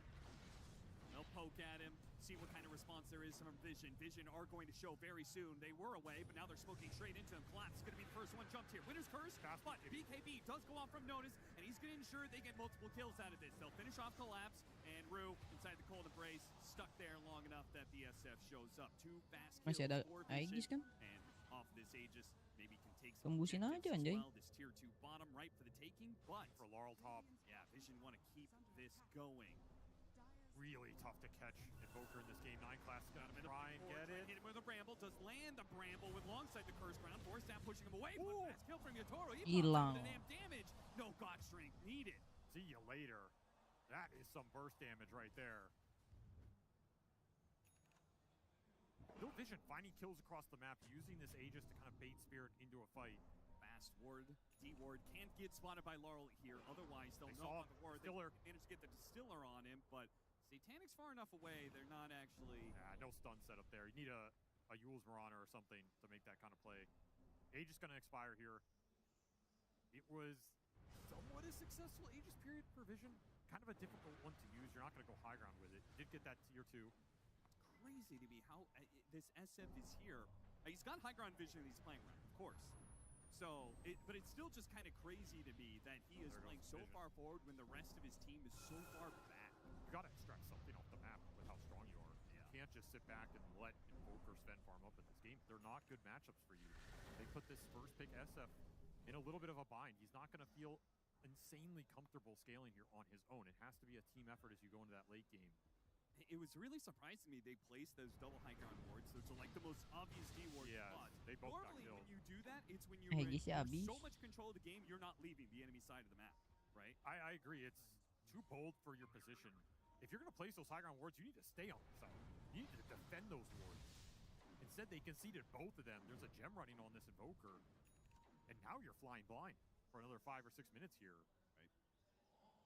Which is deadly against lineups that operate off of single target jump burst. They got a good scan. Ember Spirit's going to jump after it. Spots the Winter Wyvern. Great kill to start this fight out. Curse will not save Pro you. got doomed. And he got Doomed. doomed. He got off the God Strength first, and BKB, he'll go for the TP out. Okay, he's going to live. Fine there. Everybody else, BKB, Laurel also TP. The Nightfalls get him out of trouble. The cores get out, the supports do not. And that's the type of fight that Vision are looking Rasanya for. tadi belum Just sending muncul. the Ember on support. He already has an Ags done. What are you going to do about that? You pretty much have to land some clutch Hex or something if no one BKBs early. There's nothing you can really do about it. It's going to create a lot of space in the fight, break the formation early. You're going to get Vision on the Sven, and the second the Sven gets tagged, SF has free entry into the fight. You're not worried about getting jumped on Satanic. No one has a really important role in this game for Vision, maybe the most important on this Ember in terms of just setting the fight up, being a nuisance, giving Vision, letting Satanic have the confidence to go in. The other route is to put an Aegis on the SF and let him hit a building. And we'll see if it ever comes to that. AK Gold lead now, starting to build a little bit here off the back of that as we approach the second Roshan in this game, a minute away. That's where losing some of those wards is going to cost Vision a bit. This next Roshan fight, you're not going to have the extra obs to place in the river.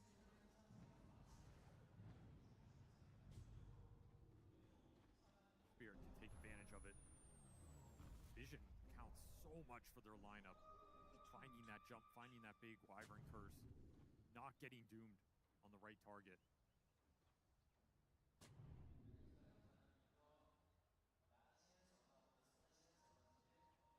Not sure where Vision are right now. Just trying to ghost push the waves bottom, play off the map mid, try and break some more smokes here. Nih tower 2-nya bakal tower bawah bakal diralain. If they try and shortcut through, they'll be spotted, and they do get spotted trying to play for the power room. Could see this ward here as well. Yeah, they'll handle it.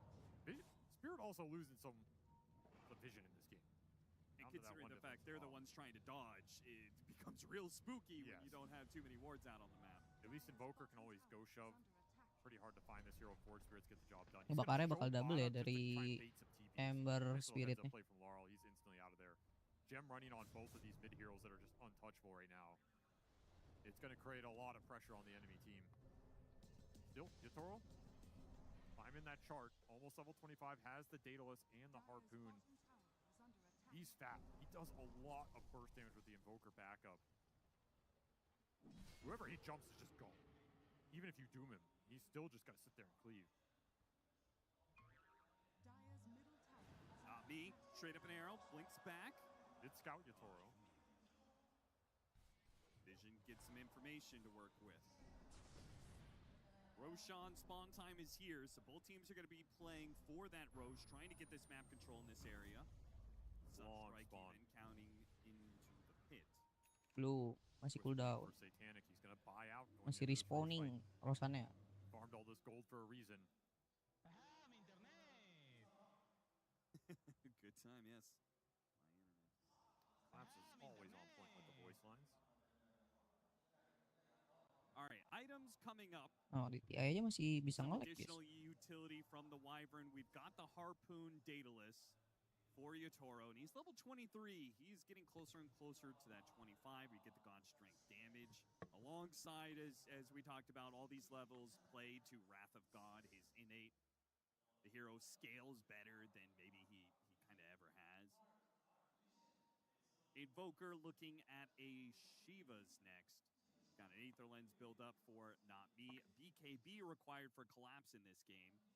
Vision, meanwhile, Satanic. Trying to go back for a Satanic, replace that Mask of Madness at some point. Notice is just fit, man. He's just full HP. He went all the bracers early. He's going an Aeon Disc, and he wants to go for a heart after that. The game plan is let him tank some of the Sven hits. Right. Create some space for this SF. Because you got to remember, we talked earlier about this SF-Sven matchup. You have a butterfly timing. He skipped it entirely. Iya, daripada Lincoln mending Aeon Disc ya. Build is really susceptible to the Sven jump. You have no defensive capability other than a really fast Hurricane play. Dia Next-nya pasti nggak akan masuk. It's only going to take 3 hits and you're just gone in this game. So he went Swift Blink. This is an insane amount of offensive potential for Satanic. And it requires the other 2 cores to set the fight up for him. Go on some targets, let the SF Swift Blink in, BKB, start hitting them. His damage is also going to be insane in this game. It's all about the jump. Who gets more information for their team early on? Who's able to set the control up? And this is one of those games where having instant stuns counts for a lot. That Lion, that pesky Lion, if you can find that clutch hex on a core that lets you jump and BKB first, it could be everything. You have to keep buybacks in mind as well. This is one of those games where you commit a lot on the initiations on the side of both teams. You have to keep the buybacks in mind. The second round of that fight can win you a Roshan, can win you some of these later team fights. Especially with how tanky 2 offlaners are. Barrett making a move. Smoke up across the other side of the map. Vision. Are they going to get caught by this? The Ember Spirit might show. He's the one with the gem, too. They cannot afford for him to be jumped on here. Very sneaky move. They're taking the long road around. Light chain, so he kind of shows Team Spirit drop a very deep lane ward. That's a great obs.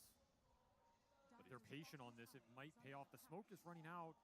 They see 9 class. Not wanting to. They don't want to force the fight under the tier 2, jumping a hero that likely has buyback in this situation. Would not have ended well, so they give up their obs. Back through the gate. There is a Tormentor on the other side. Yeah, there is. They would be kind of forfeiting the Radiant side Roshan, potentially, which they Sunstrike. It's going to switch sides now. You're okay playing down here. How many wards do you have left to plan for the fight, though? They have no obs. Yutaro feeling like Vision Dihitin sama bayangannya aja segitu, but they Cok. are going to be here soon. Already catching Not Me. An arrow to the knee, tries to deal with the ward. He's going to die. No one leaves him for more. Trying to get the BKB out of Yutaro, who harpoons pretty far away. He's going to blink. He really wants to hold his BKB intact. Could be able to here. Actually, I don't know. Satanic, he's super fast. Yeah, you have the BKB now. Gonna have the BKB TP. He's Yutaro, so long. he's gonna be spotted by the Doom, and now he's just caught kill. Mahal. Greedy there with the camps. Yeah, no respect whatsoever for Vision potentially scouting him out here. Maybe just underestimating how much they were going to commit for that kill. It's one of those instances you're thinking to yourself, there's no way they chased me to the corner of the map, right? Well, they did. And that SF is really fast with that Swift Blink. That's Roshan. Didn't even get the fight for it. Yeah. Every core pickoff in this game is going to count for so much. Look at Noah. Pushed so far outside of the pit. He's making sure the Winter Wyvern can't get close. Even maybe getting a jump here on Laurel that forces his BKB. He's going to drop the meteors onto the Dark Willow, hoping he gets a kill in return of that BKB usage. Oh, what is happening in this pit? They actually, Collapse is going in. Whoa, Collapse, Satanic Hurricane dude piped himself outside of the pit. If Roshan can't kill it though. But Collapse can't finish it off. He's going to get killed. And Roshan, he got it. He gets the steal. A massive pick up by the support. The man with the least net worth makes the biggest move. What a snatch. Just when you thought there's no way Spirit do it again, they do it again. A sick read in that situation. It does cost them a couple more heroes. But well worth it to take an Aegis out of this SF's hands when Vision needed this to push the net worth advantage on top of Satanic and threaten that high ground. Now you miss that window, and you're left sitting in this game thinking, we want to go high ground, but can we go high ground without an Aegis? Who's going to tank all these jumps? Who's going to go first against the Invoker, against the Sven, the Lion Hex? Without a save, this is where not having that save for the SF really hurts you. Aegis is supposed to be your save. Here comes the Chain's arrow. He's got to dodge this arrow one. yang kena. Double damage. Oh, sakit nyo. Waste no time. BKB, amp damage goes to work. That is a big pickoff. Might be able to just run down the mid lane here. Rue may have pulled off that great move, but Spirit are still crumbling in the bigger picture here. Yeah, they're bleeding a lot of kills right now. They played that 10 to 20 minutes really well around the map. This 25 to 35 has been Vision's. Building a significant lead. Getting this SF to the big 25 talent. He really hurts with these raised connections. Some big crits, serrated Shiv on top, insane attack speed. 3,500 HP. He got Pendulum as well, so a little survivability here for this SF. If he does not die in the instant burst, and he gets to swing back with the Satanic hits, you're going to be in big trouble. There is so much burst with a Sven. And an Invoker. Hex turn back, not me. Nice two-man stun, but no way to get out of here. Still be run down all the same. Power the Ember in this game. No one Gak perlu can di just skill ya, one bakar aja life cukup mati itu mah. Nothing they can really do about it with so many remnants to play on. He's also almost level 25. It's going to be a big talent in this game. Vision are coming alive here towards the end of this mid game. Yeah. Really putting the pressure on Spirit. I don't think we've seen 5 Spirit heroes alive in the last 5 minutes. Just always someone dead. Always someone getting forced off the map. Oro loses his courier. Didn't Everything have a Satanic heart right now or anything, but there's the heart. Notice is getting bigger and bigger. He's able to play more and more of the front line. The bigger threat he is, because he's kind of like, I mean, this version of Doom, right? It's kind of similar to the Centaurs we see with the Shard. A little bit, ignore him, and he does double edge after double edge. In Doom's case, it's this Infernal Blade that has percentage-based damage. It does a lot. If he just exists, he's killing you. He gets to doom you as well. He's got that new 66 damage talent at level 20. Juicy. I was just about to say, can you go high ground in this period? Because surely that was second Roche, you got banner, right? Yeah. No, Rue got the banner too. He got both? He took both away. Just extra value on top of that Aegis snatch. That's insane he got both. Though I guess when everybody's cursed in that pit, you have some time to click everything, right? So you killed that banner play as well. Pretty nice here. First banner's not as strong. However, you'll take anything extra you can get here down 15K. Maybe we could see a replay of that play. was so sick.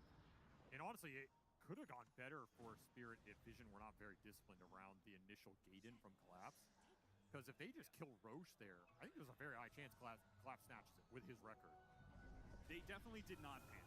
No, they just said, okay, we'll leave Roche, we'll just kill you. You don't have the damage to finish it. It was a smart read of the situation as Light Shadow, they've got some entrances here. They can go after the Underlord if they want. BKB instantly going out. Rue trying to get away from this Ember Spirit, who just keeps hunting them down time and time again. Good first down. Gets him away from the arrow. Fox also takes that one up, and no one has to give up on the support. He's been able to get these kills most of the time thanks to the Aghanim Scepter. Not here. The big bailout. You don't want to die near your base right here, given easy high ground. Sven did hit 25, by the way, and they did get Conjure Catalyst on the Invoker, so the damage is picking up. They're just parking this Doom on the front line. Aeon Disc, 4,000 HP Doom. This is not a target you can jump lightly if you are Team Spirit here. Gotta find a different angle, a different path into the fight. Wrapping all the way around the Night Class, no. Night Class is gonna break this beautiful stuff. Instant Shadow Realm, instant Brambles, and now Spirit are in an awkward spot here. They're gonna use the gate to hold back Notice. That's not the target though. For the kill, but yeah, he's got that hard. He's so tanky, he's so hard to kill. Ember Spirit jumps right in, got him inside the pit. There goes the line, dealt with him rather easily. Satanic is having a free game right now with the Ghost Scepter onto the Sven. He's not hitting anything. He's gonna try. Posisinya, No one. Now he fights Satanic. A battle of the carries. Who's gonna win? With the help of World, they get it. Yatoro once again. There's the buy. Whoa, with the arrow, it's gonna land. Now here comes back Satanic. He's gonna get his revenge. He's gonna get the opportunity to kill Yatoro right back. The buybacks are too powerful here, and the arrows from Ducal is debilitating Spirit at every turn. And the buyback is not the same for Team Spirit. Jelek Because banget of the net posisinya worth kayak advantage gitu from anjir. Vision. He doesn't have it. Yatoro doesn't have it, not for 500 gold. Leon juga buyback. Even if you use it here, you don't have God Strength. Yeah. Not the same battle. Vision are going to get some base damage here. You're going to have to defend. You do have a great high ground defense lineup between the Underlord and the Invoker. You have a lot of outspam here. No BKB on Satanic, no buyback. If he somehow dies here. And they slow this down enough. They minimize the losses. Still have Will Doom they available. beat Vision into going too deep? Refresher on top of Laurel. He's going to buy out. They drop the Lord. They're looking for an opportunity to end the game. They want to see if they can get a fight going while the Sven is dead. It's too hard to go super deep here, though. They're going to go for him. XF in some trouble. Drops a meteor. Great force staff. Double meteor, but the force staff got him completely out of there. Now the Doom's going to be dropped on Laurel. And Spirit thought they had a chance, but it was a total bait. And Vision, a massive opening now. Go buy on this Invoker. 250 gold short. But they could end the game potentially. You got to go more here. You have the momentum. This game is flowing in your direction. You're getting a lot of economic damage.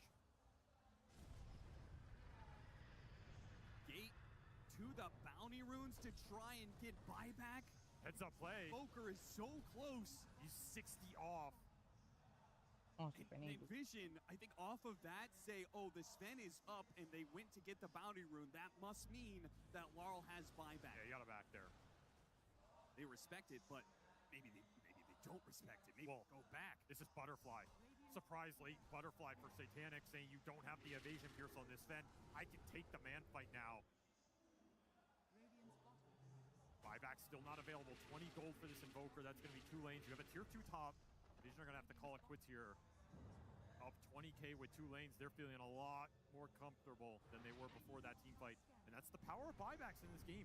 They're a big deal for both teams because you have to just full send your initiation here between the Doom and the Sven. Yeah, like SF died so casually in that last fight, but it was right next didn't matter. to tier 2. It didn't matter. They just won it just purely through the power of net worth. You've got a 30,000 net worth SF twice. And the only advantage you get as Spirit in all this is, okay, SF doesn't have buyback for 5 minutes. Vision can dodge for 5 minutes. Sure. There's gonna be a Roche spawn in that interval. That's the only downside for them here. It's a fast Roche, so you might have to fight this without the SF buy. Is it even worth it? If you're going to dodge for 5 minutes, well, that's you can dodge the Aegis time. Yeah, you can give it away. It doesn't feel good to do though. Put the ball in Spirit's court. Pus-pus Let atas them aja. try and use that Aegis against you aggressively. The thing is, you're missing 2 core buybacks. Atasnya dorongin You dulu bought dong. the Ember as well. You give Aegis to them, they take some aggressive fight and you die. It's it's also a spooky situation. However, Yatoro, he's going to take the time to try and farm towards that MKB, deal with the butterfly threat before he has to fight it heads-on without the evasion pierce. Not a bad idea here. That SF is incredibly scary right now. Full Wind Waker for Ducalis, by the way, quietly having himself a game here with the arrow lands, and now you get a save in this lineup, which is huge. There is no nullifier in this lineup right now. No way to deal with the Force Staffs, the Wind Wakers on the Shadow Fiend. No, this team has all the same game plan because Notice has queued up a Wind Waker as well. Spirit, they're hugging a high ground ward. You do not want to fight Spirit. Fire. Underlord picks one up. That's incredibly clutch at the right time. If they think the Wind Waker is the be-all, end-all save and they don't have an answer because Sven's not going to get a nullifier, they might just be shocked to see that Collapse has picked one. Spirit are all in, though. They have no buys available. They have a Wyvern buy, not really relevant at this point in the game. Their cores are just all in. I mean, in some way. They got to Laurel's buyback. He's going to hold it here. Vision's pretty all in for this fight. They spot Laurel. Tornado trying to stop the initiation. Look at 9 class. They back away. 9 class in the back. Sneaking in with the Moonlight Shadow. What an angle. Vision on him. What a stun. At the same time, they jump on the Lion. It's a masterpiece of initiation from Vision. Iya, duel dia berdua tuh. He's not winning this. He's not winning this. The carries trying once again, but he pulls back in. Gitu aja, It's not gonna work. It is just Satanic now. Collapse is holding this, try and get him with the pin. Udah ada buyback juga dari Sven-nya. Guys, nggak ada hitternya. Mercy can't kill. Notice another meteor gonna be dropped on him. Sunstrike. There's the Wind Waker. They get the save. Ducalis gone. Alive. A tornado long GG. run, but they are done. It's over. Gelo Team Vision. He is the #1, knocking out the other #1. You are not #1 anymore. You are just another casualty on Satanic's climb to the top. Vision's climb to top 3. Vision closing it out in just the most beautiful way. A perfect initiation. You couldn't ask for better. And I think that's what defines this team. Their support duo is so obnoxious to play against on the map. In the team fights, they always have some weird angle. 9 class. He's sitting on that high ground. The jump from Notice, too, with the AoE stun hitting 2, setting up the terrorize, setting up a beautiful initiation for December to just go in and wreck them. Caught Spirit off guard completely. They just don't get a chance to play that fight nearly how they want to. Their lineup is super predicated on getting the jump, having the vision. They're not able to find it. They full sent it with all the item buyouts. Vision come on top in this series in a very close, very clutch game 3. I love the way they sebelah nama wanted to, the fact that pendukungnya they Spirit. didn't want the buybacks from these heroes. That could have been They just sent it. completely throwing the game, but it didn't matter. They played with aggression still. Confidence. They played to win. They played with confidence. That's what you need to claim an Aegis. Yeah, you want to be a championship team here in the arena. You got to play like that. You got to play to win. Turunnya lawan siapa? A step Anjir, Spirit forward, lawan no one Liquid, on the cok. main stage ready for an interview. Rame lagi matchnya.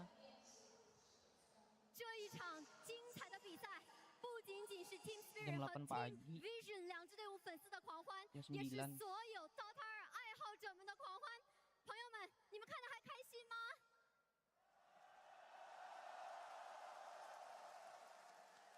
No, and that was a very, very fun series to watch with one very quick game. That game 2 had a real fast GG. I wonder if you could tell me about it. 我们想来问一下 No One 第二场比赛，他们很快的就敲出了 GG， 在现在的版本当中其实不常看到，可以跟我们讲一下发生了什么吗？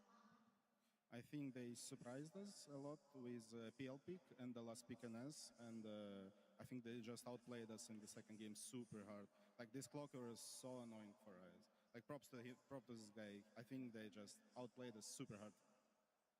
第二场比赛，我觉得我们感到有一点点惊讶的是，他们选出了猴子，和他们的最后一手选择也让我们感觉有一点难处理。而且在比赛当中，我觉得他们比我们打得好太多了，他们直接是实力上碾压了我们在第二场比赛当中。而且他们的这个发条技师这个英雄也给我们造成了很多很多的困难和阻碍。所以在第二场比赛，我觉得我们没有打过他们，所以我们就敲了。 I saw you did an interview on your team's vlogs where you mentioned that once upon a time, getting the Aegis was your singular focus. Since then, as you've gotten older and wiser, perhaps, you realize it's not just about that. It's about having a good time with your team, about making good friends and enjoying the journey. And I was wondering if you could tell me about that journey and how you made that realization. 在他们自己的 vlog 当中 ，No One 曾经提到过，过去的他曾经将举起冠军盾作为自己唯一的目标。现在他可能随着年龄的增长，并且变得更加睿智了之后，他开始享受和他喜欢的人们一起打比赛，和他喜欢的人们一起做队友。那现在 Tsunami 想问他说 ，No One 可不可以给我们讲一下你现在在这个队伍里面的感受 Well, through the young kid of me, I just dreamed about the wins, about the win of edges and stuff. And like time keep go, and my life getting harder and harder because like you get grown up and you need to do a lot of things to your life, and like you're starting to realize that it's not only about the wins, it's actually the journey that's the most important. Yep.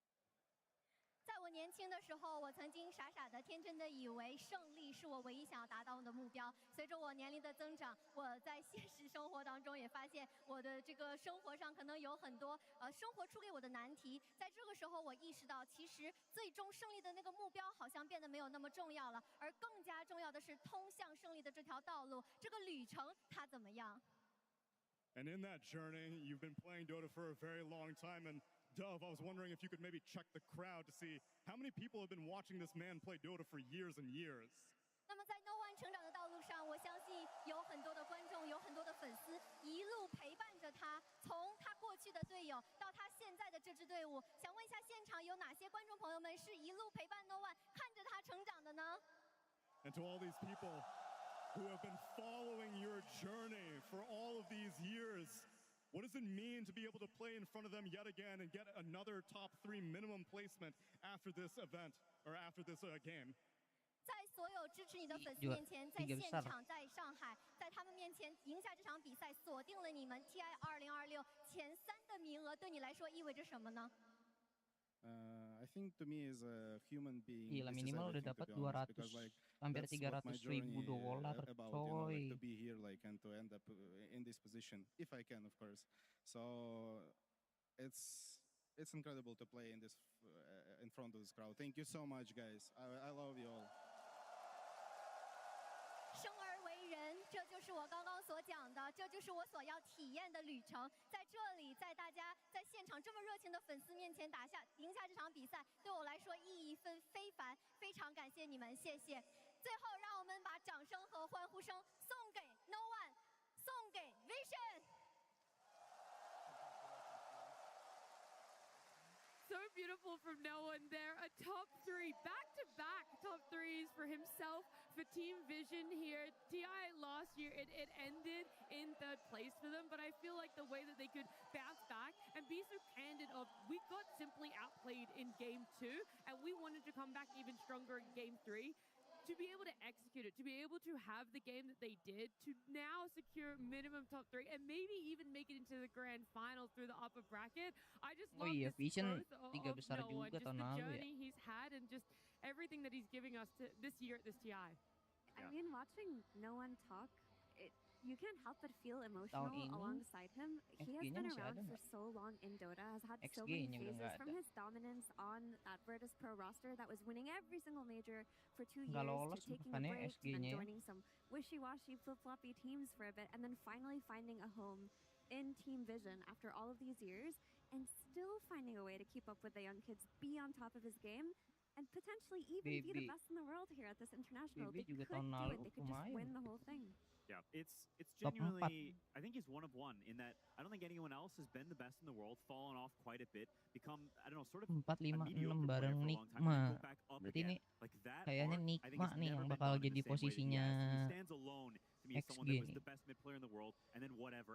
Masuk top 3 juga sih harusnya Nikma sih. He deserves all the praise in the world, not just for like how he's changed, I think, emotionally and his maturity over time, but his gameplay, and to do that arc is astounding. I think also alongside, you mentioned it quickly there, but BB juga di upper, ini lagi abis ini bakal main. Oh, dia di lower. Toxic kid, you know, like you would play Most mid lane is alright. Maybe, but I think he stood out even in that regard. You know, he was impressively toxic in pubs back then, I have to say. And the person that he's become today, I feel like is someone that his teammates can look to for support. He inspires them, and when he talks about his journey, I feel like it's not only as a Dota player, it's also as a human being, and what he's learned about like how to be able to appreciate the moments and appreciate his teammates, and even just, you know, have a positive influence on the people around him so that they can also shine.